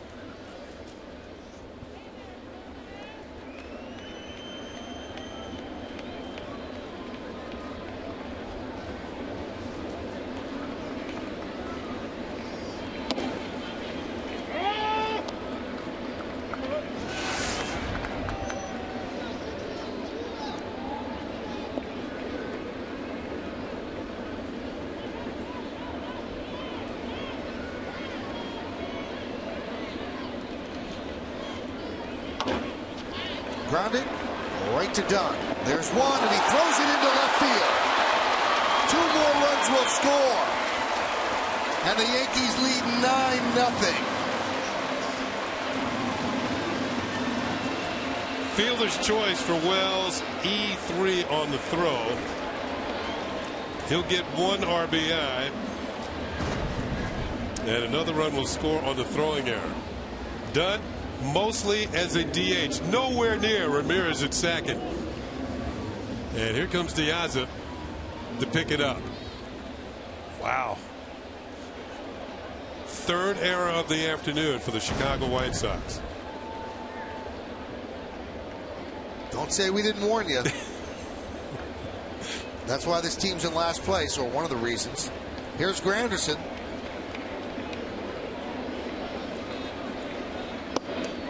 Michael, we're just in the 4th inning. Every Yankee has a hit. At least one, with the exception of Granderson, who's at the plate. And he's drawn a walk and scored.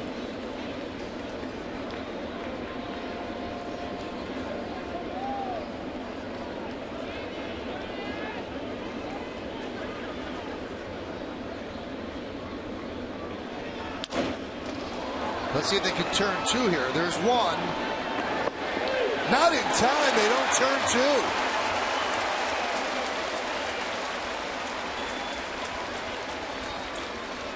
So runners on 1st and 3rd and 2 outs.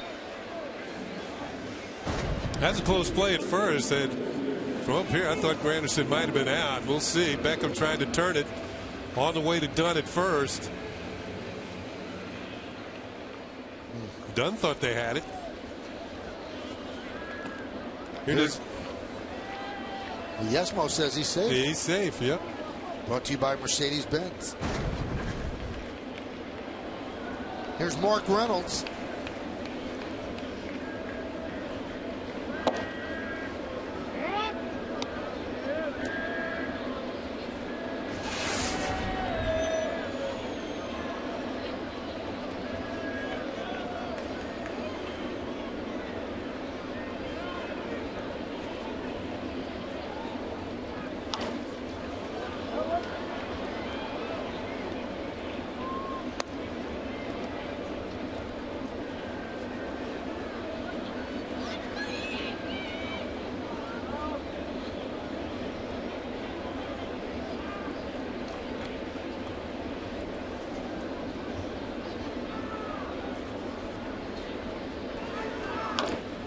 Up the middle.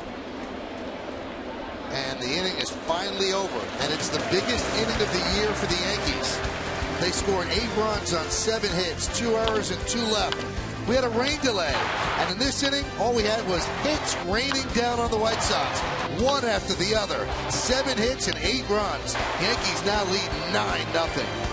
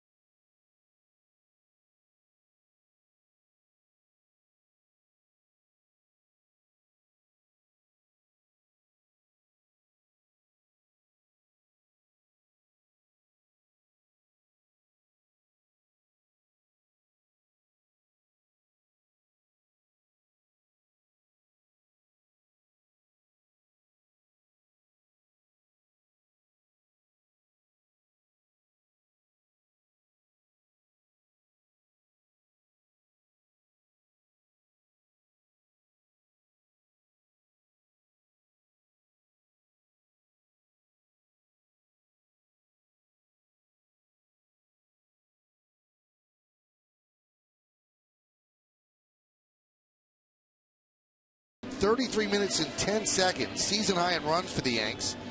They pounded out 7 hits, 3 extra base hits. 13 batters came to the plate, and the White Sox committed 2 errors. It's been a rough year for the White Sox, but remember, everybody, this is a White Sox team that swept the Yankees, so you can't go to sleep on a team like this, and you can't wake them up either. Here's Garcia, and Huff deals a strike.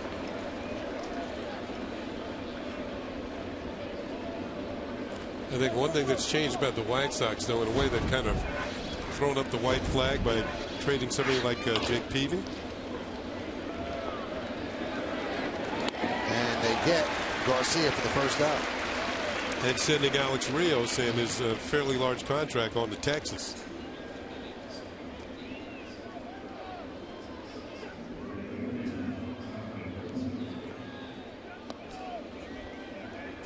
So 9-0 Yankees, and you always wonder, and I think fans take it a little bit harder than players.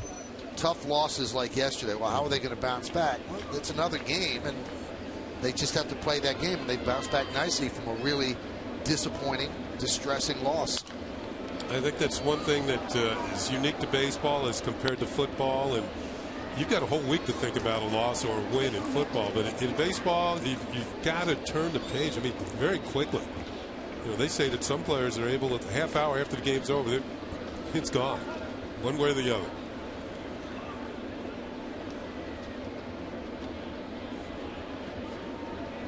You know, in the years I've been around the Yankees, Kenny, the games that I think stay with the players, the ones that you could really see etched on their face, they're the final loss. The one that eliminates them. Yeah. The one that loses a World Series. Yeah.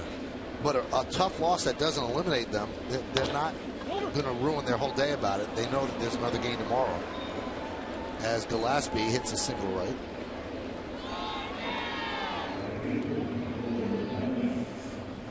I will say this, though, Michael, and I agree with you, but I think that every team, that once you get to 60 losses in the season, then I think the clock's really starting to tick. You don't want to get many more than the 60-plus losses. You don't want to get into the 70s, because then you're talking about not making the playoffs altogether.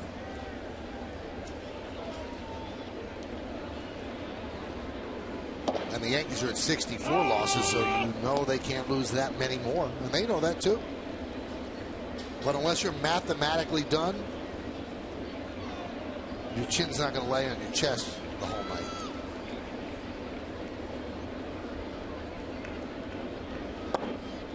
Dang swings and misses, 0-2.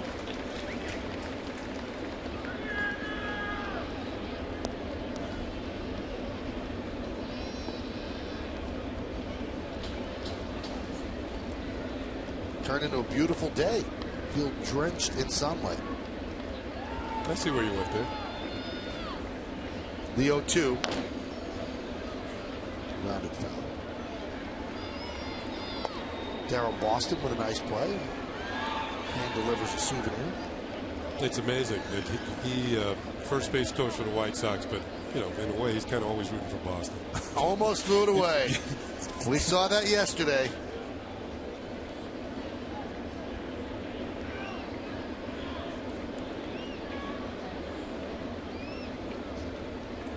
The 0-2.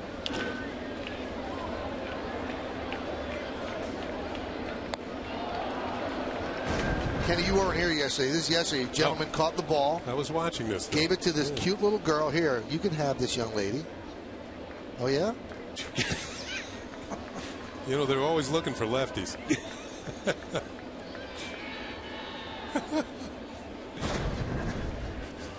The 0-2. Grounded to second. There's one. And a double play. And with that double play, it is now an official game here at the stadium. We're halfway through. Yankees lead this one 9-0.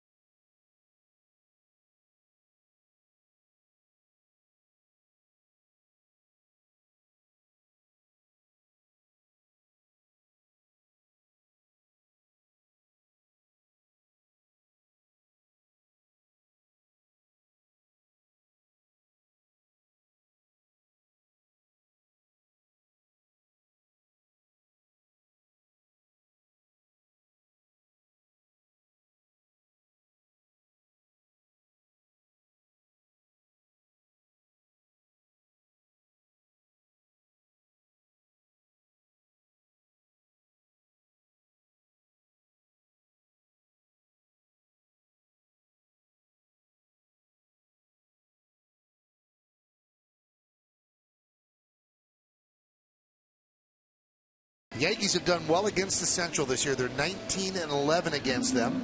Average about 4.5 runs a game. Batting average of .269. 35 home runs in 30 games. And an ERA of 3.72. 6-1 against the Indians. 5-2 against the Royals. 5-2 Twins. Split with the Tigers. And the 0-3 against the White Sox. That, Kenny, you just shake your head. You can't believe they played that way against that team. But they have rebounded since that 3-game sweep. So Yankee fans happy today as we go to the bottom of the 5th inning. 9-0 Bombers. And Romine fouls it away.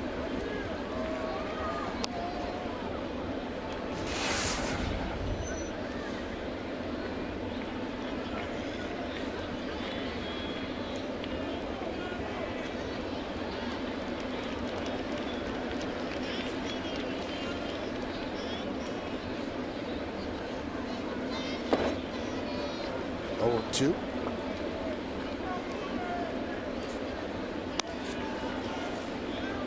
This last road trip, the Yankees had several opportunities to come out early and hit. Curtis Granderson was a regular, so was Austin Romine. So Lyle Overbay a couple of games prior to games taking extra BP, and pitching coach, hitting coach Kevin Long doing the honors, throwing batting practice.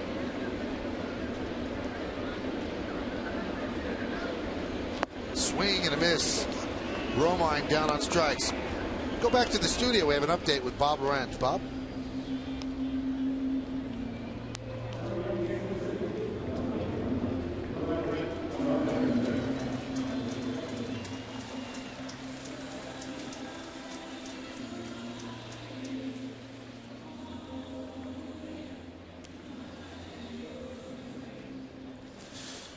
And they signed him to a long-term deal as well, but you feel better that it's not the arm, although backs are certainly no joy, and he has had back problems for a while. That one is fouled back. Prior to this last little stretch, King Felix was up there in the Cy Young consideration, as usually is every year.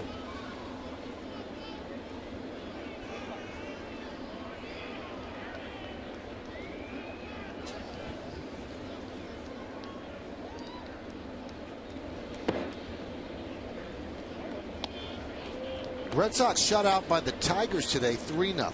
So if the Yankees hold on to this 9-0 lead, they will pull to within 8 of the Red Sox in the standings and 7 in the loss column. And I point out the loss column because some players think, and I know this is the way Joe Girardi thinks as well, if you could get to within the number of losses of that team that you have remaining with that team, then in essence, you control your destiny. And the Yankees have 7 games remaining with the Red Sox. Now, you don't like your chances of sweeping the Red Sox, but it gives you a chance to dream. As Gardner goes down looking. MLB.com at bat is the #1 source for live baseball everywhere you go. Available for iPhone, iPad, Android, and BlackBerry 10. At bat delivers Yankees baseball with live audio, pitch tracking, stats, news, highlights, and more. Text at bat to 31826. Or visit Yankees.com for details. Here's Derek Jeter, 2 for 3 today. A couple of ribbies.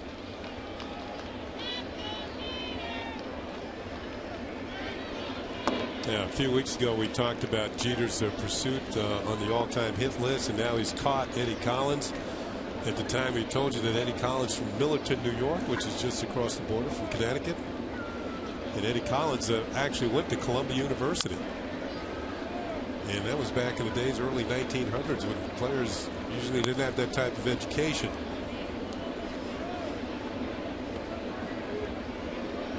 And Lou Gehrig, of course, went to Columbia. He was known as Columbia Lou, but he was after Eddie Collins. Maybe their careers crossed paths, but Lou got to the big leagues after Eddie Collins was a star.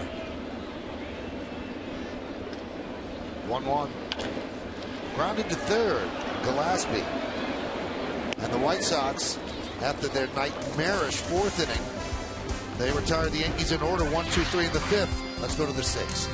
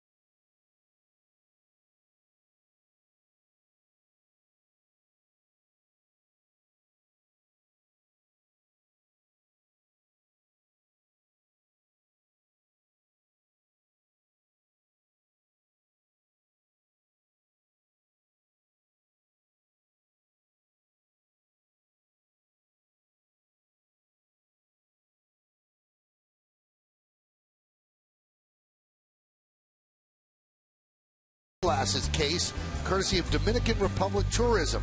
For tickets, log on to Yankees.com, visit the stadium ticket window, Yankees clubhouse shops, or call Ticketmaster at 877-469-9849.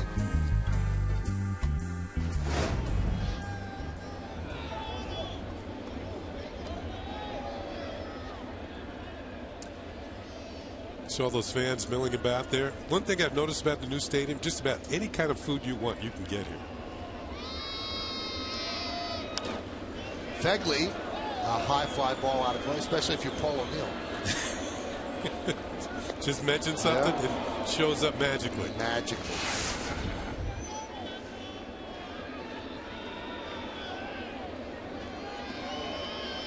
That's your style, baby. Yeah, I like sushi, yeah.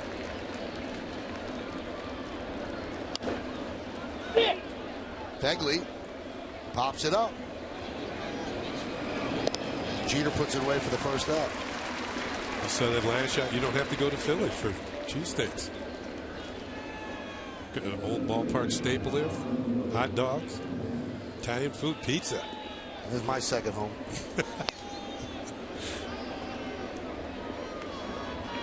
Oh, who doesn't like Carvel? Noodle bowl. I think that's right between the Orange Bowl and the Sugar Bowl, right? Those are for the Ivy League schools. Here's Alejandro De Aza. And there's a strike. I'm getting hungry. Say the word.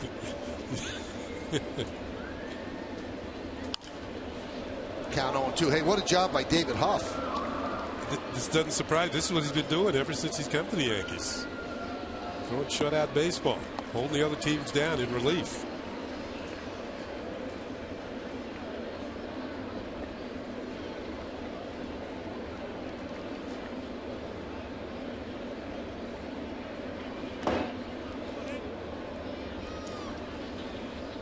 You begin to wonder if he continues to pitch like this through the remainder of the season.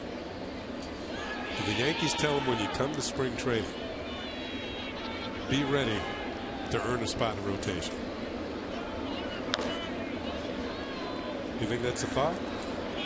According to how the rest of the rotation shakes out. Exactly. That's my point. You know, some of the guys might not be back next year. And is Phelps going to be healthy? Yeah. Is Kuroda going to come back? Does Andy want to pitch next year? Is Pineda going to be healthy? Yep. Hughes as a free agent? Okay.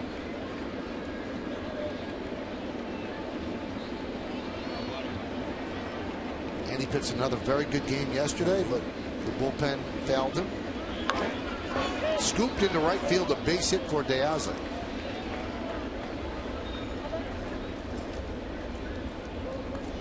This chiropractic telecast presented by authority of the New York Yankees. It may not be reproduced or retransmitted in any form, and the accounts and descriptions of this game may not be disseminated without the express written consent of the New York Yankees.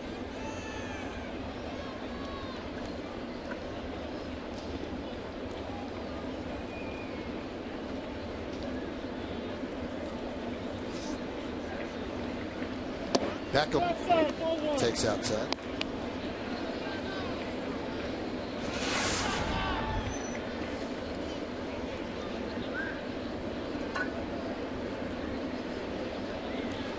Fly to right, grounded to second.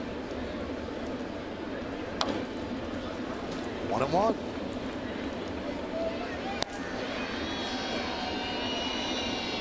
Middle series of a 3-series homestand. Yankees took 2 out of 3 from Baltimore. This is the first of 3 against the White Sox. And then Thursday starts what could be a fun, rollicking 4-game set against the Red Sox.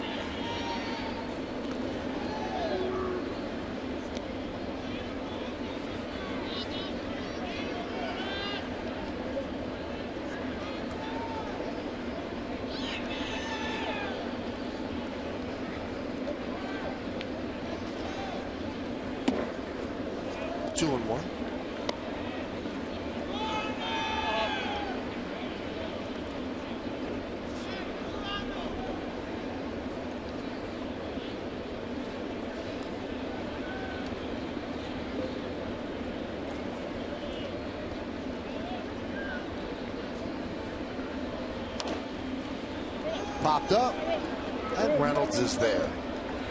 2 down. Now Beckham has really struggled late. He's just 7 for his last 53 now. That's not the way you want to finish off a season. Still got time. Turn it around. Pick up the pace.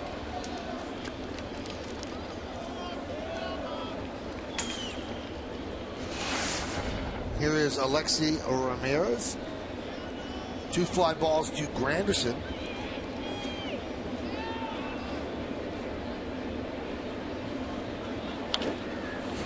That one's popped up. Cano lost it in the sun, but an over-the-shoulder catch for the final out.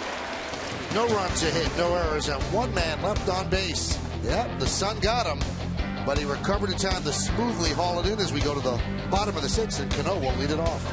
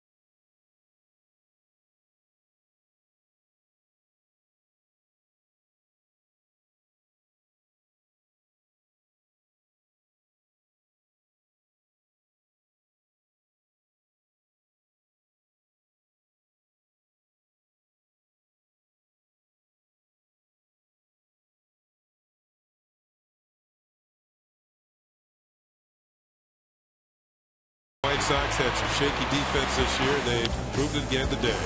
No error on this play, but a play not made. This is an error. Josh Fegley drops a pop-up with men on base.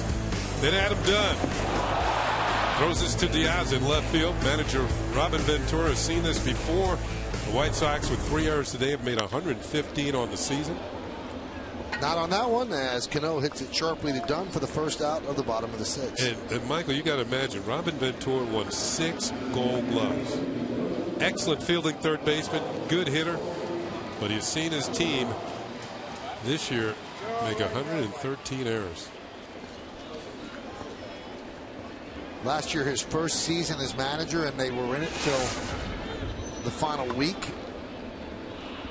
Just collapsed at the end, stopped hitting as a team, and they lost a playoff spot.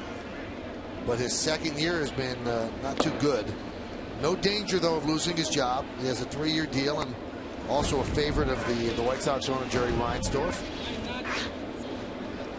And if you've ever met Robin Ventura, it's hard not to like him. Real stand-up guy, good sense of humor, commenting to the media.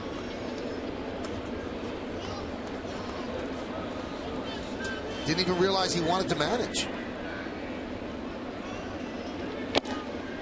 He lived in Southern California, has a house on the beach, and got a phone call from the White Sox. And they said, would you be interested in managing?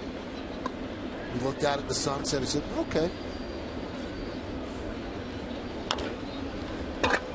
Grounded to short, charging is Ramirez. And he gets Soriano for the second out.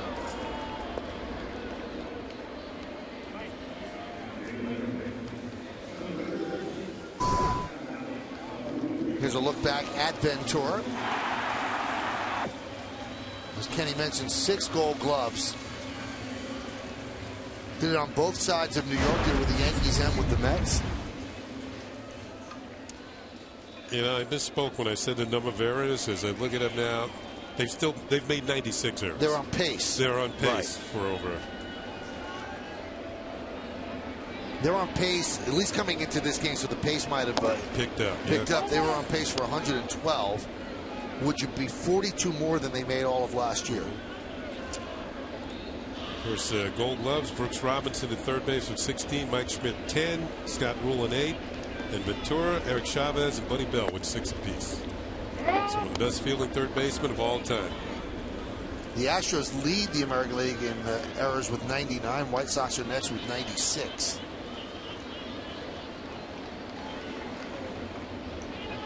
And of those teams, only the Indians really have a shot at a playoff spot.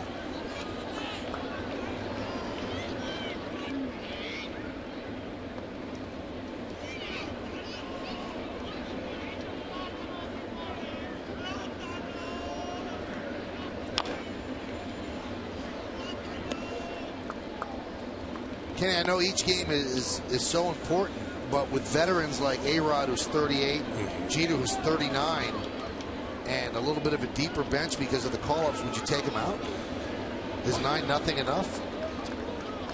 Yeah, that's a good question. At this point, what inning? It's the 6th inning. Maybe as you get a little further on in this game, maybe the 7th. Give him it's a night game tomorrow. It's not like it's a quick turnaround. But one thing we got to think of, Michael, you know, A-Rod, Jeter, granted, they missed most of the year. They really shouldn't be tired as we get to this point in the season. But this is sort of like late April or May for them.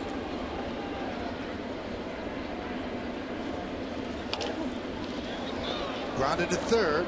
Gillespie gets A-Rod, and the Yankees go down 1-2-3 here in the 6th. So we'll see what they do as we head to the 7th. It's 9-0 Yankees on yes.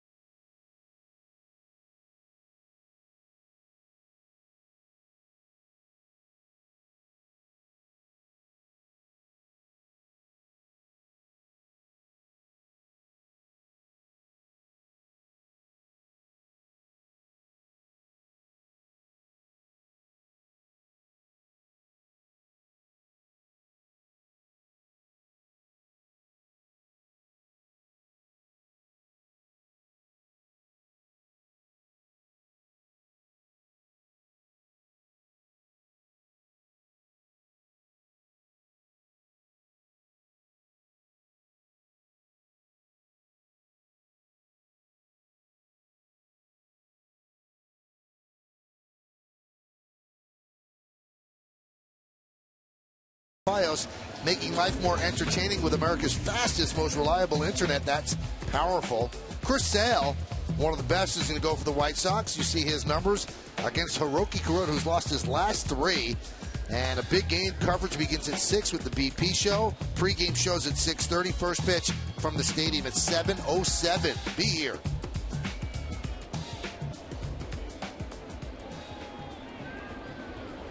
Looking around, and we do not see any substitutions for the Yankees as Adam Dunn leads off against David Huff, and there's a strike. Cadillac scoreboard, 9-0 Yanks.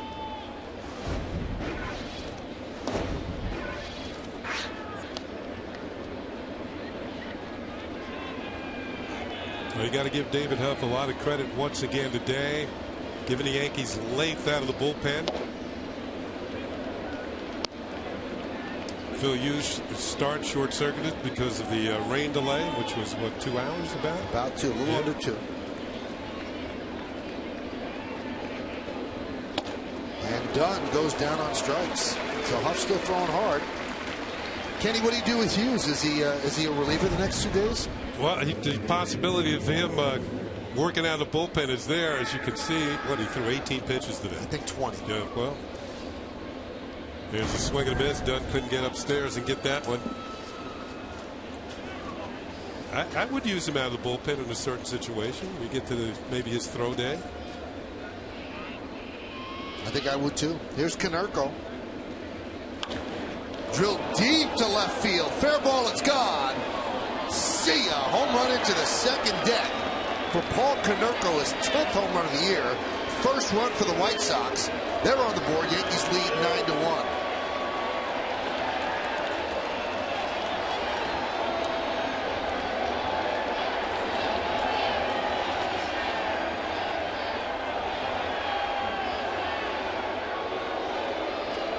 So Konerko gets into one. They say Konerko connected. And that's his 10th of the year. And for him, that breaks a tie on the all-time home run list. You see players, this is name recognition. Giambi, Ortiz, Pujols, and A-Rod. 5 active players with 400 homers and 400 doubles. And Konerko's one of them. And he breaks a tie with Cal Ripken on the all-time home run list. Konerko now has 432. And you saw the last name there, Frank Thomas. Only one Chicago White Sox in their history. Only one player has hit more home runs than Konerko. And that's the big hurt, Frank Thomas. You know, we were talking earlier about Dunn and the possibility of a Hall of Fame bid if he gets to 500. Konerko's got better stats. Yeah, oh yeah. I mean, he might not have more home runs when all is said and done. But he's won a World Series at the White Sox as well. He's a popular player. He's played in the field more. Yep.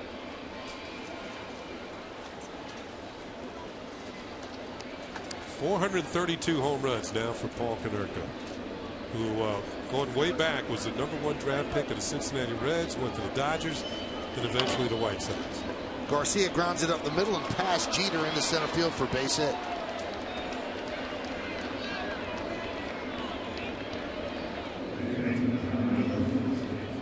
Huff might be running out of gas, showing his first cracks in this 7th inning. He's got a couple of left-handed hitters coming up here in Gillespie and Danks. Still nobody warming up in the Yankee bullpen. Maybe if he doesn't get past these 2 hitters, might see somebody heat up. In fact, you're going to see it now.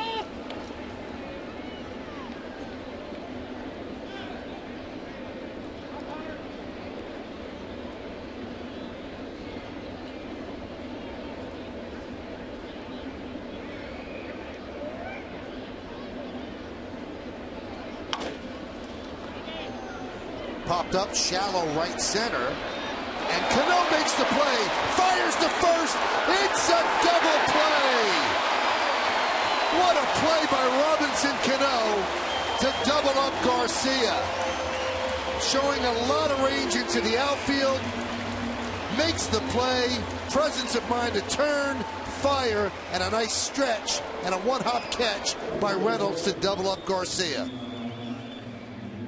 Just got him. 1 run, 2 hits, no errors, and nobody left. At the end of 6.5, it's time for the 7th inning stretch here at the stadium. Yankees lead 9-1, but we'll stay right here to honor America in the Bronx.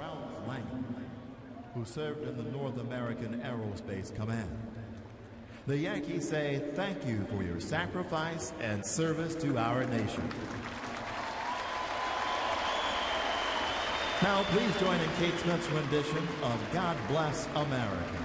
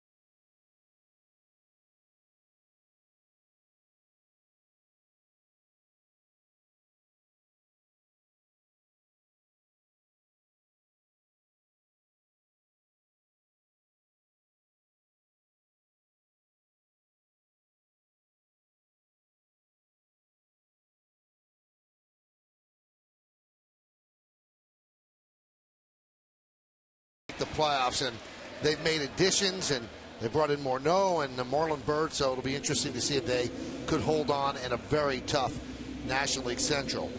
All right, we go to the bottom of the 7th inning, and on the Cadillac scoreboard, Yankees 9 and the White Sox 1. And a new pitcher for the White Sox will be the left-hander David Percy.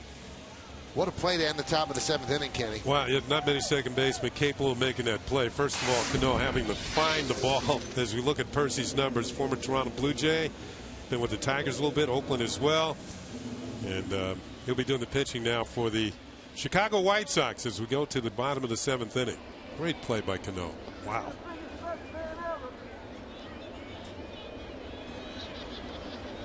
Here it is again. Over the shoulder, found the ball. That's a different one earlier in the game. Still, that was a good one too. So he's made a couple of those plays in the outfield.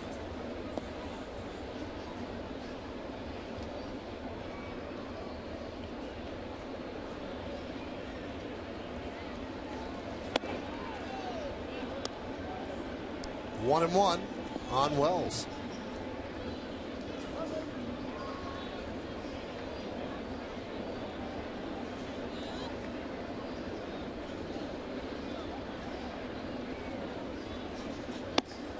Percy way outside, so Petrichka went 2 2/3. Right now the pitcher of record is Jose Quintana, who unfortunately for him just pitched 1 inning, gave up 1 run, and then the Yankees 8-run 4th inning against Axelrod kind of blew the game open. Count 2 2.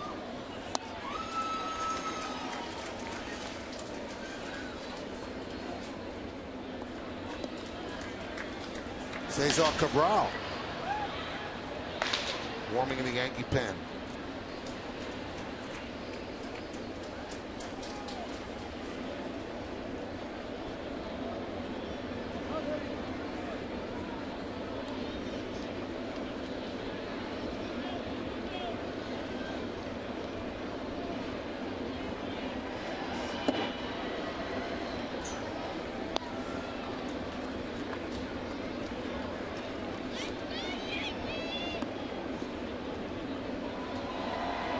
Wells, Granderson, and Reynolds here in the bottom of the 7th inning. 9-1 Yankees lead. Fouled away.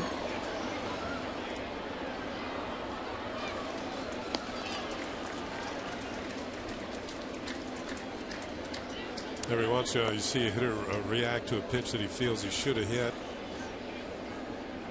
And I always felt when I had one of those and fouled it back, I didn't want to show the pitcher I was too upset, because then he'd know, don't throw the ball there again. And just act like you just fouled the ball off. That's all. Gotta be a good actor. Yeah, if you overreact to a pitch you feel you really should have hit, the pitcher knows, well, maybe I won't throw that pitch again, or certainly not throw it right there again, because he probably won't miss it the second time. And just stay calm, cool, and collected, and they don't know what you're thinking. Although inside you might be boiling.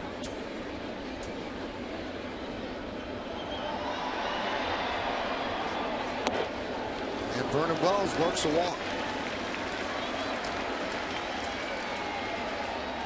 Not the way Percy wanted to start his appearance. Now he'll face Granderson.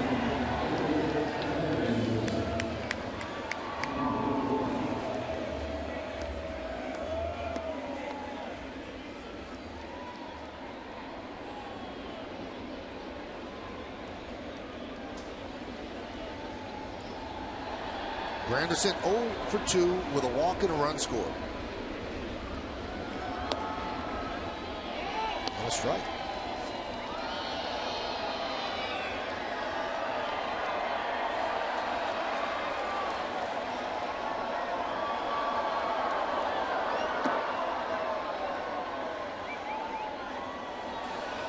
Now you see Cabral warming up in the outfield in the bullpen for the Yanks, and you can only imagine how nervous he is. This would be his major league debut when he gets in.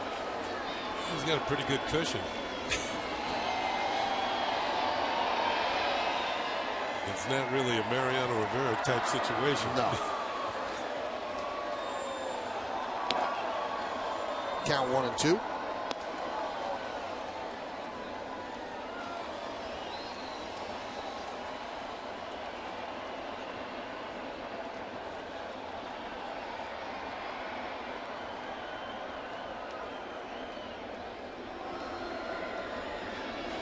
Swing and a miss. 93-mile-an-hour fastball right by Granderson. Granderson now just still the only Yankee without a hit today. There's always that one guy, Michael. The invitation doesn't come in the mail. Nobody calls you up to let you know about the party.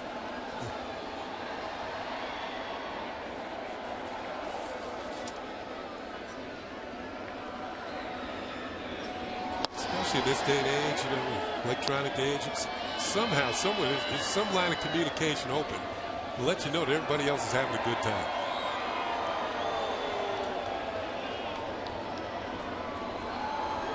The 0-1. 1-1 from Percy.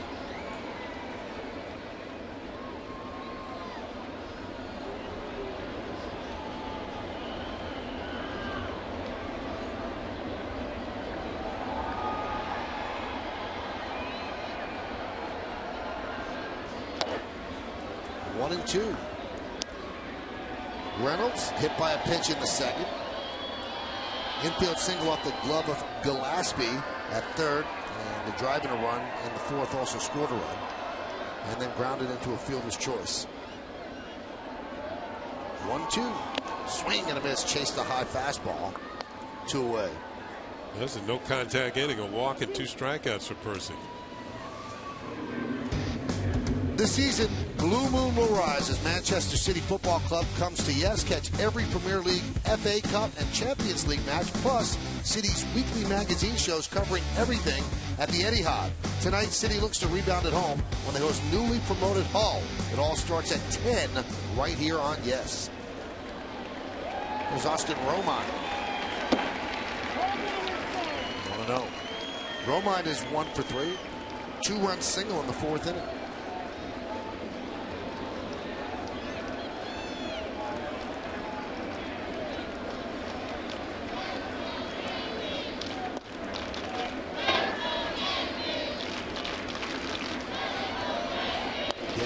Said he checked the swing. Well, Romine has pushed the average up to 230, and that doesn't look like much, but when you consider he's in the mid-100s, he has done a good job. You know, when you watched him take batting practice in the first couple of months of the season, he looked overmatched really in batting practice. The ball didn't really jump off his bat. You can see first 32 games, he's hitting 132. Last 21, he's at 352, and the ball sounds different. He's been working really hard with Kevin Long, and Joe Girardi has taken notice and said so on the Joe Girardi show. He said he's a different hitter than he was earlier.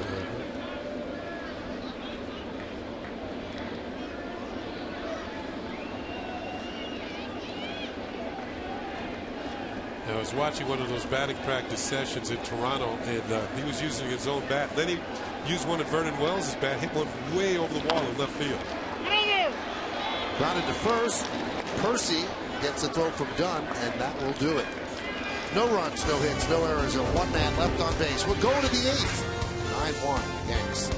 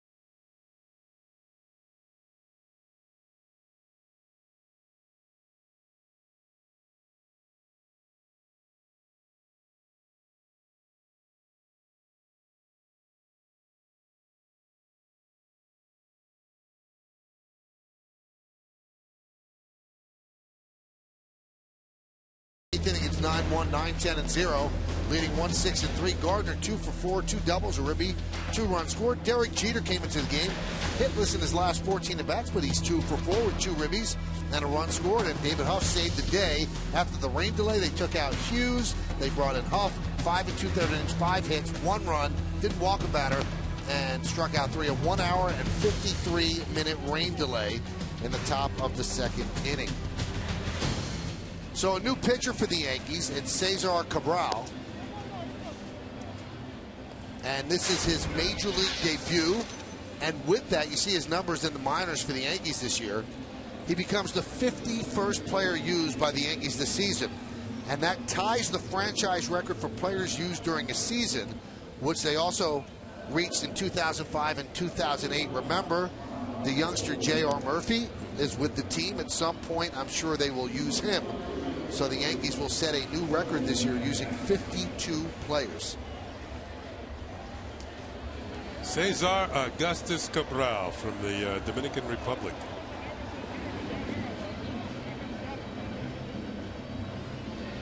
He had elbow surgery, started the season on the 60-day DL, so part of the injury infantry for the Yankees. And he's moved up the ladder, A-ball, AA, AAA this year. He missed all of last season after suffering a left elbow fracture during spring training. Hyundai scoreboard shows Yankees up 9-1. Pitch to Danks is a strike.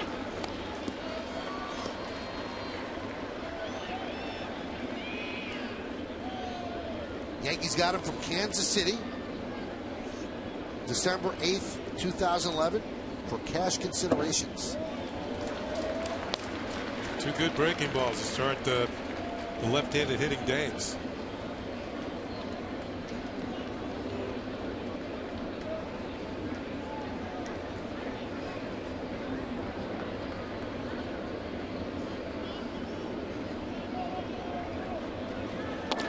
Strike 3. Welcome to the big leagues for Cesar Cabral.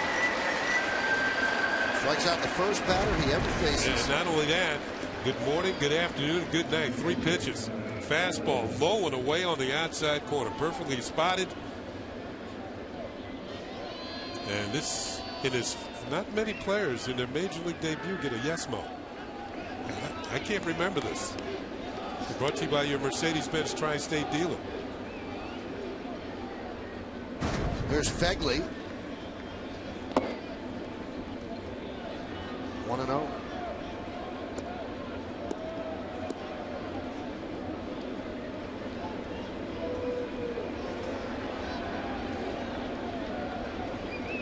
And Steve Donahue will save that first strikeout ball.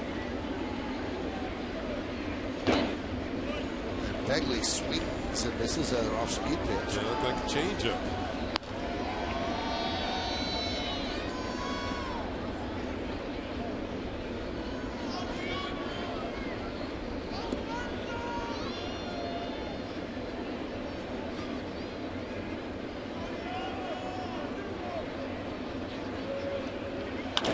Line drive and over the head of a leaping Cano and into right center. Gardner fields, he'll get the ball in, and Fegley with a single. Another first for Cabral. He gives up his first major league hit. Filling all the columns. There's the bio, 6 seasons in the Red Sox organization. We told you he missed last season with a stress fracture of the elbow. He's from the Dominican Republic.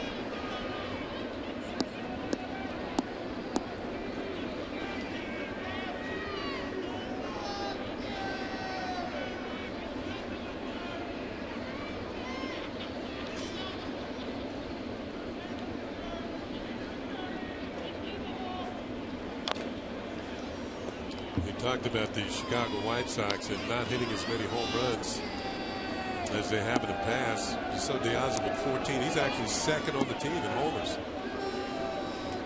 Adam Dunn, who has 30.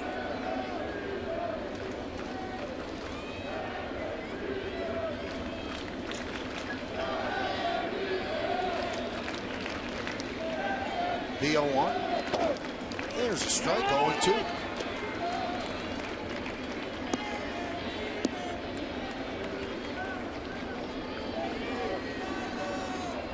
Huff threw 62 pitches while in there, 48 strikes, and 15 of 20 were first pitch strikes.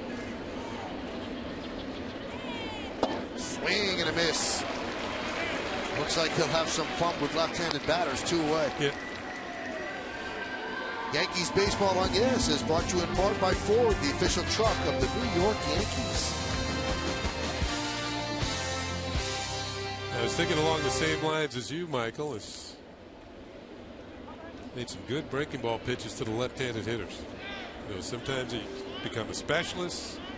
You do well against the righties. You can stick it for a whole inning or so, like Huff did today. And if it looks like he's a guy that could just get out lefties, well, that's a weapon that Girardi could use here in September. All of a sudden, it's not just Boone Logan. The 0-1. That got the umpire. Ball goes all the way to the backstop. As Pregame moves to second, now let's see if Mike Everett's okay. He's smiling. He knows to give the pitcher the ball, so I guess he's okay. Stevie Donahue out to check it.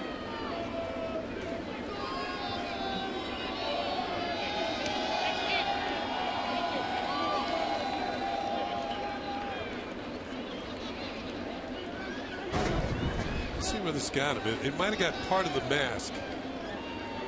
Yeah, right on the top. As the ball just glanced off the glove of Austin Romine. Slowed it down a little bit.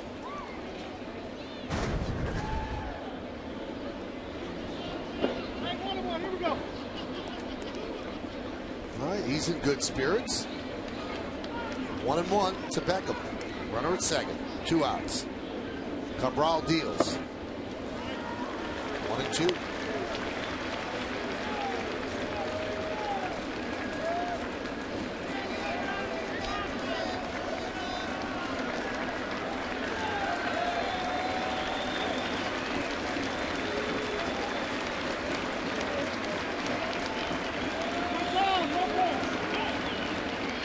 Top of the 5th inning, Baltimore leads Cleveland 5-0, so the Yankees will pick up ground on one of those 2 teams. They're in a tie with Cleveland right now, so they can move the game ahead and stay a half game behind the Orioles. Lined right at third for the final out. And that's going to do it, so Cabral works a scoreless first inning in the big leagues. David Adams is taking over for A-Rod, and he picks the line drive for the final out.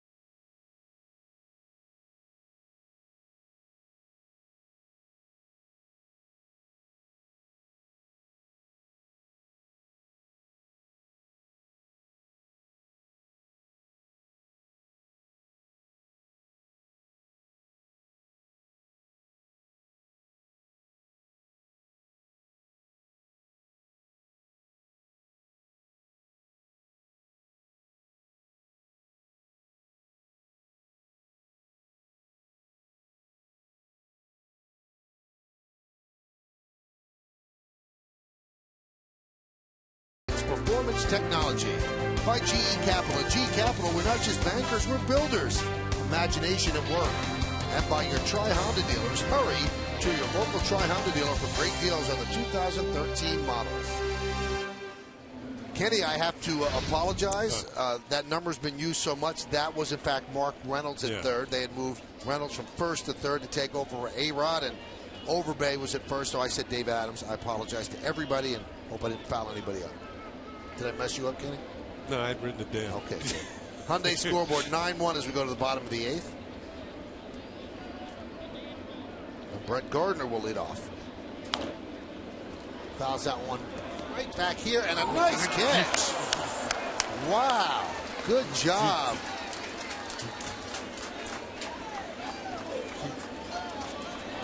Way to go, James. Great catch by our statistician.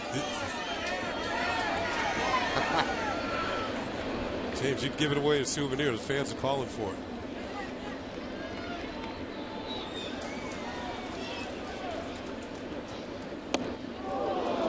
We don't get many in this booth. That might be maybe the second since the place opened up. Well, we got this on replay. Here it comes, and here's James with a nice play.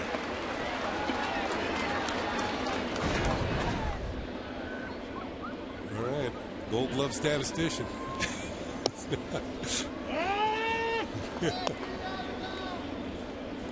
Count 1 and 2.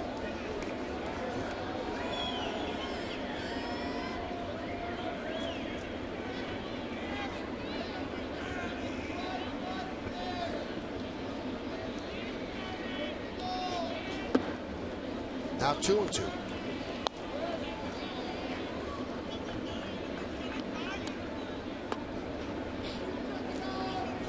It's a good way to save your computer, James.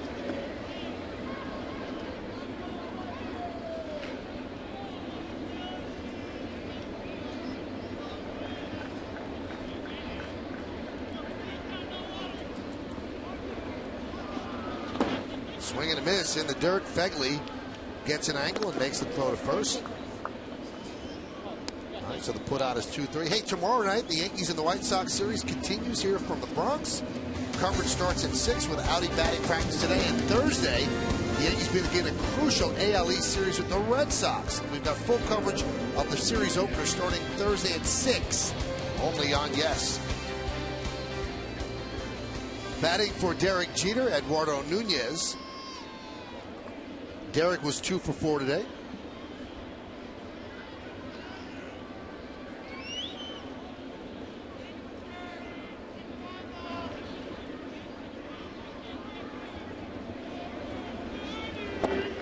And the pitch inside. Yeah, Derek drove in a run, scored one, drove in 2 runs, I'm sorry, and scored one. And J.R. Murphy hits it. The pinch hit for Robinson Cano.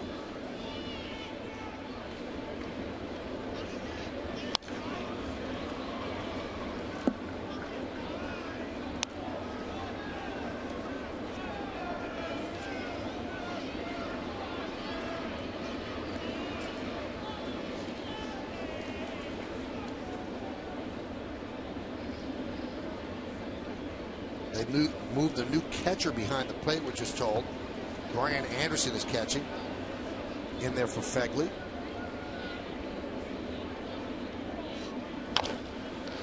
Chopped to short.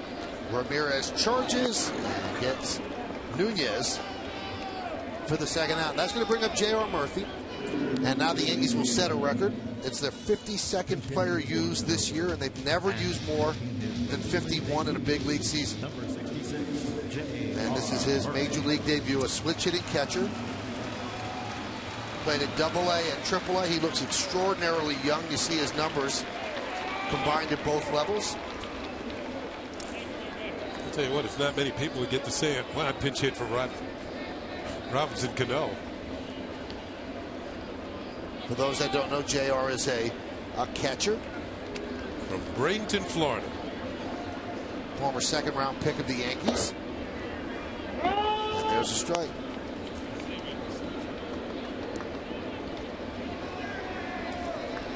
His parents came up today to see the possibility of him getting in his first major league game. It was worth the trip. Oh, yeah.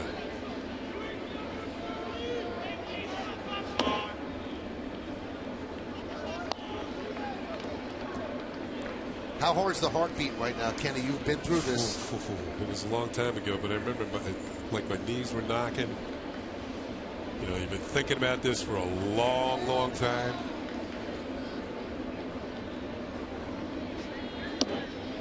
Two and one. He's got the count in his favor. Told you he's born in Bradenton. Yankees drafted him in the second round in 2009. An All-Star 2011. A Florida State League All-Star with Tampa 2012.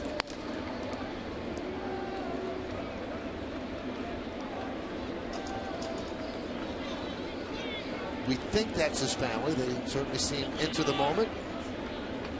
Taking a picture of their son on the scoreboard as well.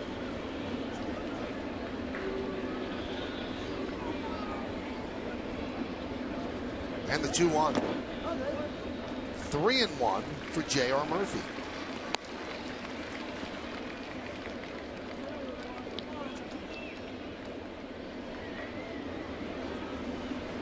How cool is that? Yes. Take a picture of that, hitting for Cano.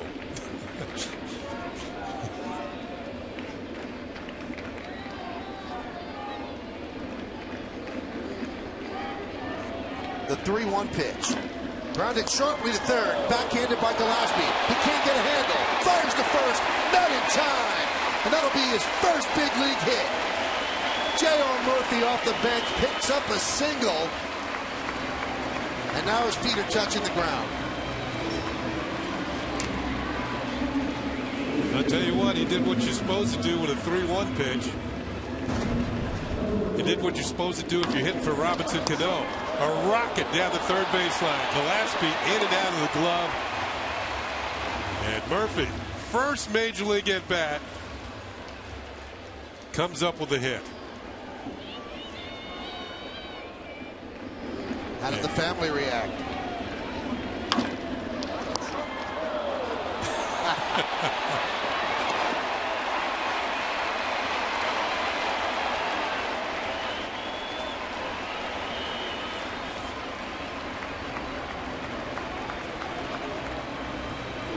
Uh-oh, somebody's crying. Ichiro is pinch hitting for Soriano. Took a strike from Percy. Pitch is high. And here's how the bench reacted. They've all been through it.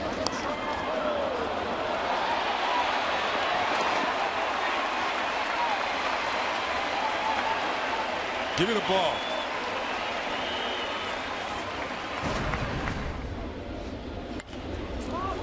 Ichiro pops it up.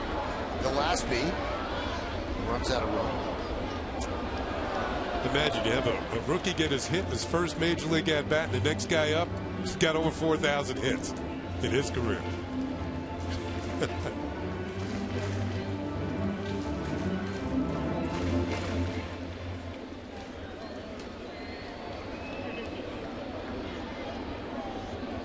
Busy day for Steve Donahue, but a good busy. He's been a bad busy most of the year with all the injuries.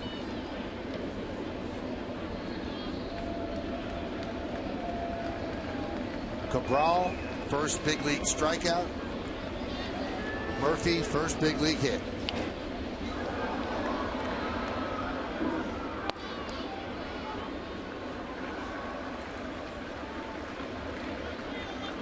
That will not be his number if he sticks with the Yankees.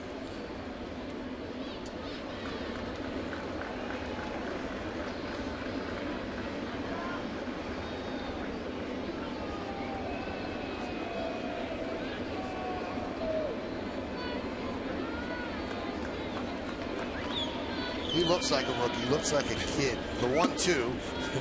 2-2. And that's about as young a face as you'll see.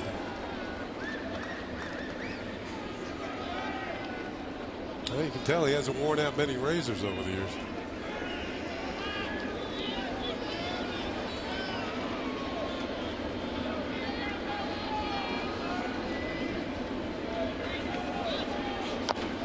Ooh, that jumped up and hit Ichiro in the face.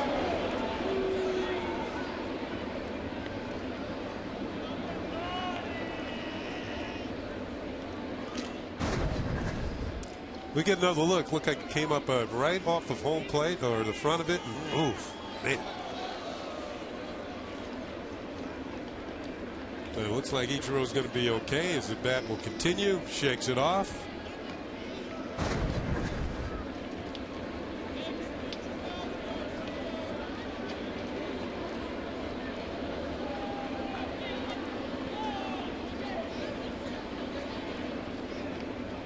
Two-two pitch.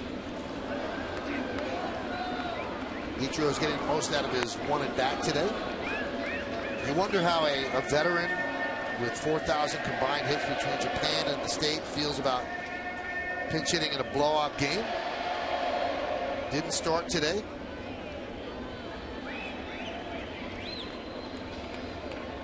And the White Sox have two lefties coming up in the next two, but Ichiro is a .340 hitter this year against left-handed pitching.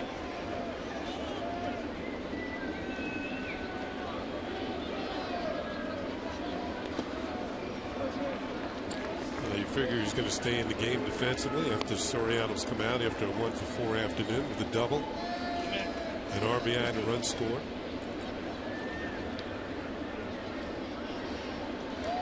You know, one thing you might watch for, if Ichiro draws a walk here, watch how he treats his bat after he draws it. Most players just throw the bat aside after a walk.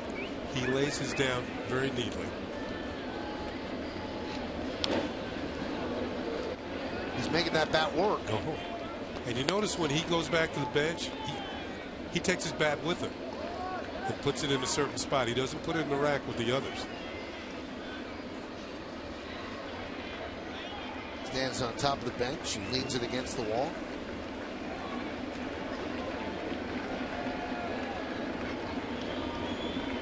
Three-two. Jared Murphy's getting his running in. Has been running on every 3-2 count.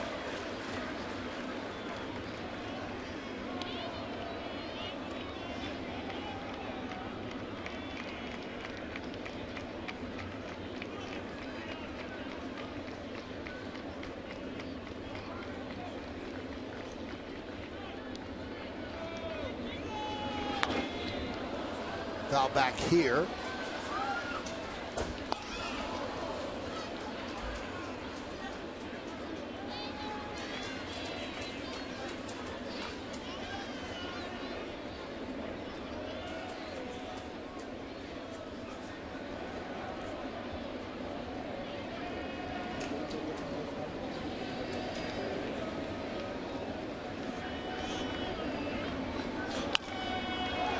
High fly ball, right field. Danks puts it away, and that'll do it. A big inning for J.R. Murphy. His first big league hit in front of his family. He is now officially part of forever.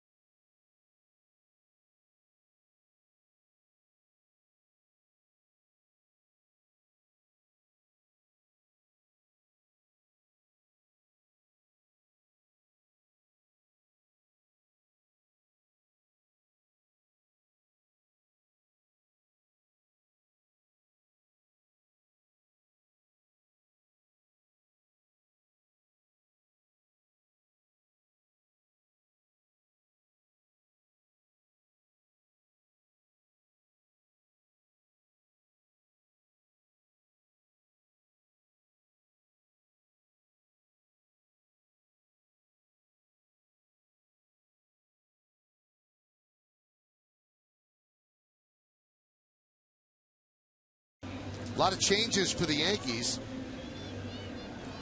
And we'll get them to you as we move along. Adam Warren is the new pitcher for the Yankees. So we can start there.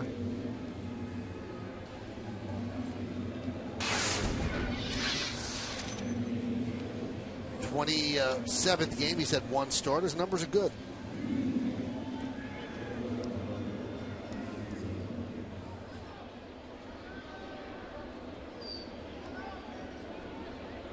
Ichiro's in right.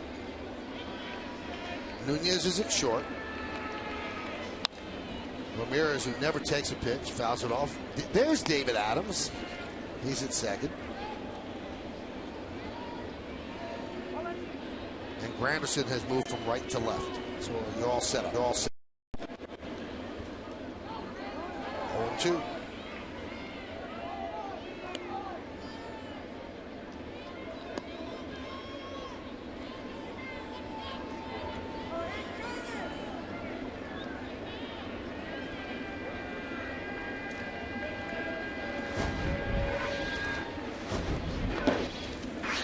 Down 1-2 to Ramirez. Yankees led 1-0. 1 out into the second inning. The skies opened up. An hour and 53-minute rain delay. Then the Yankees added 8 runs in the 4th inning, kind of blow it open. White Sox scored their run in the 7th on a Konerko home run against David Huff, who's going to end up getting the win. And that's how we stand in the first game of this 3-game set.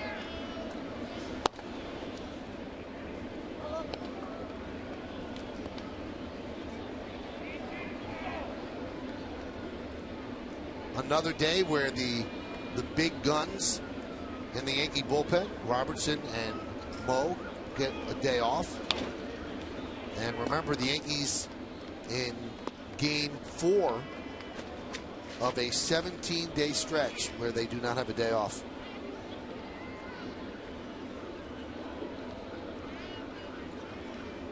And they figure with Kuroda going tomorrow that he should give them some length. Ramirez hits one to left field. Granderson hauls it in for the first out. Well, you got to stay with Yes after the final out for the WB Mason postgame. Bob Lorenz and Jack Curry recap today's holiday opener. Get the latest news from the league's playoff races. Plus, Meredith Morakovitz with the team's reaction and Joe Girardi's manager's report. It's the WB Mason postgame show, only on Yes. So J.R. Murphy with his first big league hit under his belt.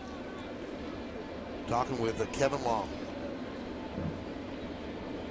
He's checking out his new surroundings. Count 1-1 now on Adam Dunn.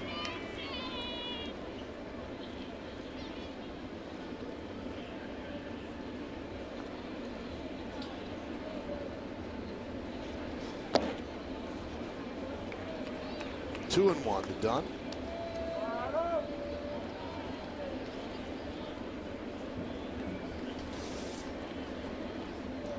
And now everybody's getting a call.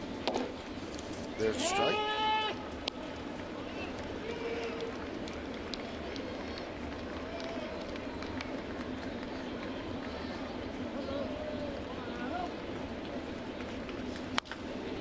Grounded to first. Overbay. And the White Sox down their final out. Did your dad and mom get a chance to see your first hit? On television. On TV. Yeah, I got my first hit in Montreal. Single. So you weren't married? That too, yeah. There's another story about that, but I can't tell it. All right.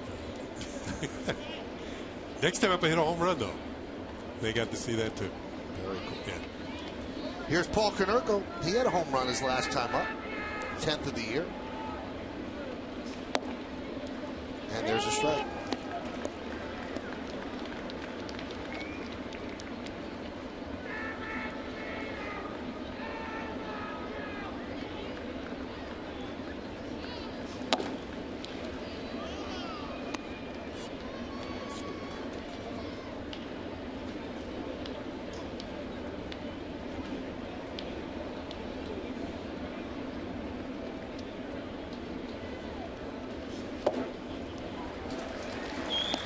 David Huff is about to get a second 5+ inning relief win. He had one in Toronto on August 21st. Today it's 5 2/3. The last Yankee to have 2 relief wins of 5 or more innings pitched, giving up just 1 or no runs. Go back to Dick Tidrow.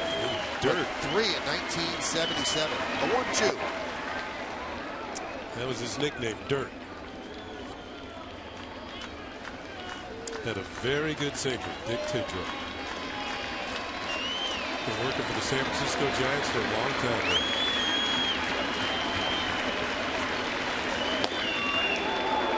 Just missed outside.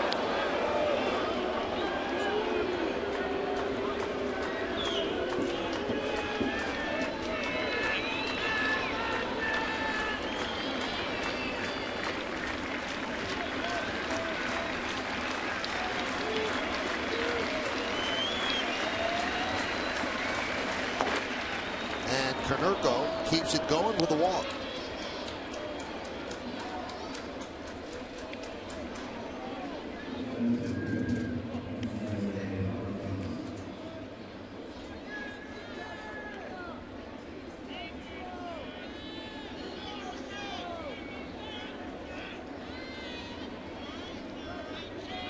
And here is Avisail Garcia. Count 0-1. Warren throwing hard, 95 miles an hour. Garcia, when he was with the Detroit Tigers, the brief time he was with them this year, he was sort of like a mini-me for Miguel Cabrera. Both of them from Venezuela, kind of followed him around. Well, the White Sox can only hope. Oh, my goodness. Well, he's done a pretty good job since coming over here. He's had a hit today, so he's now hitting 18 of his first 19 games.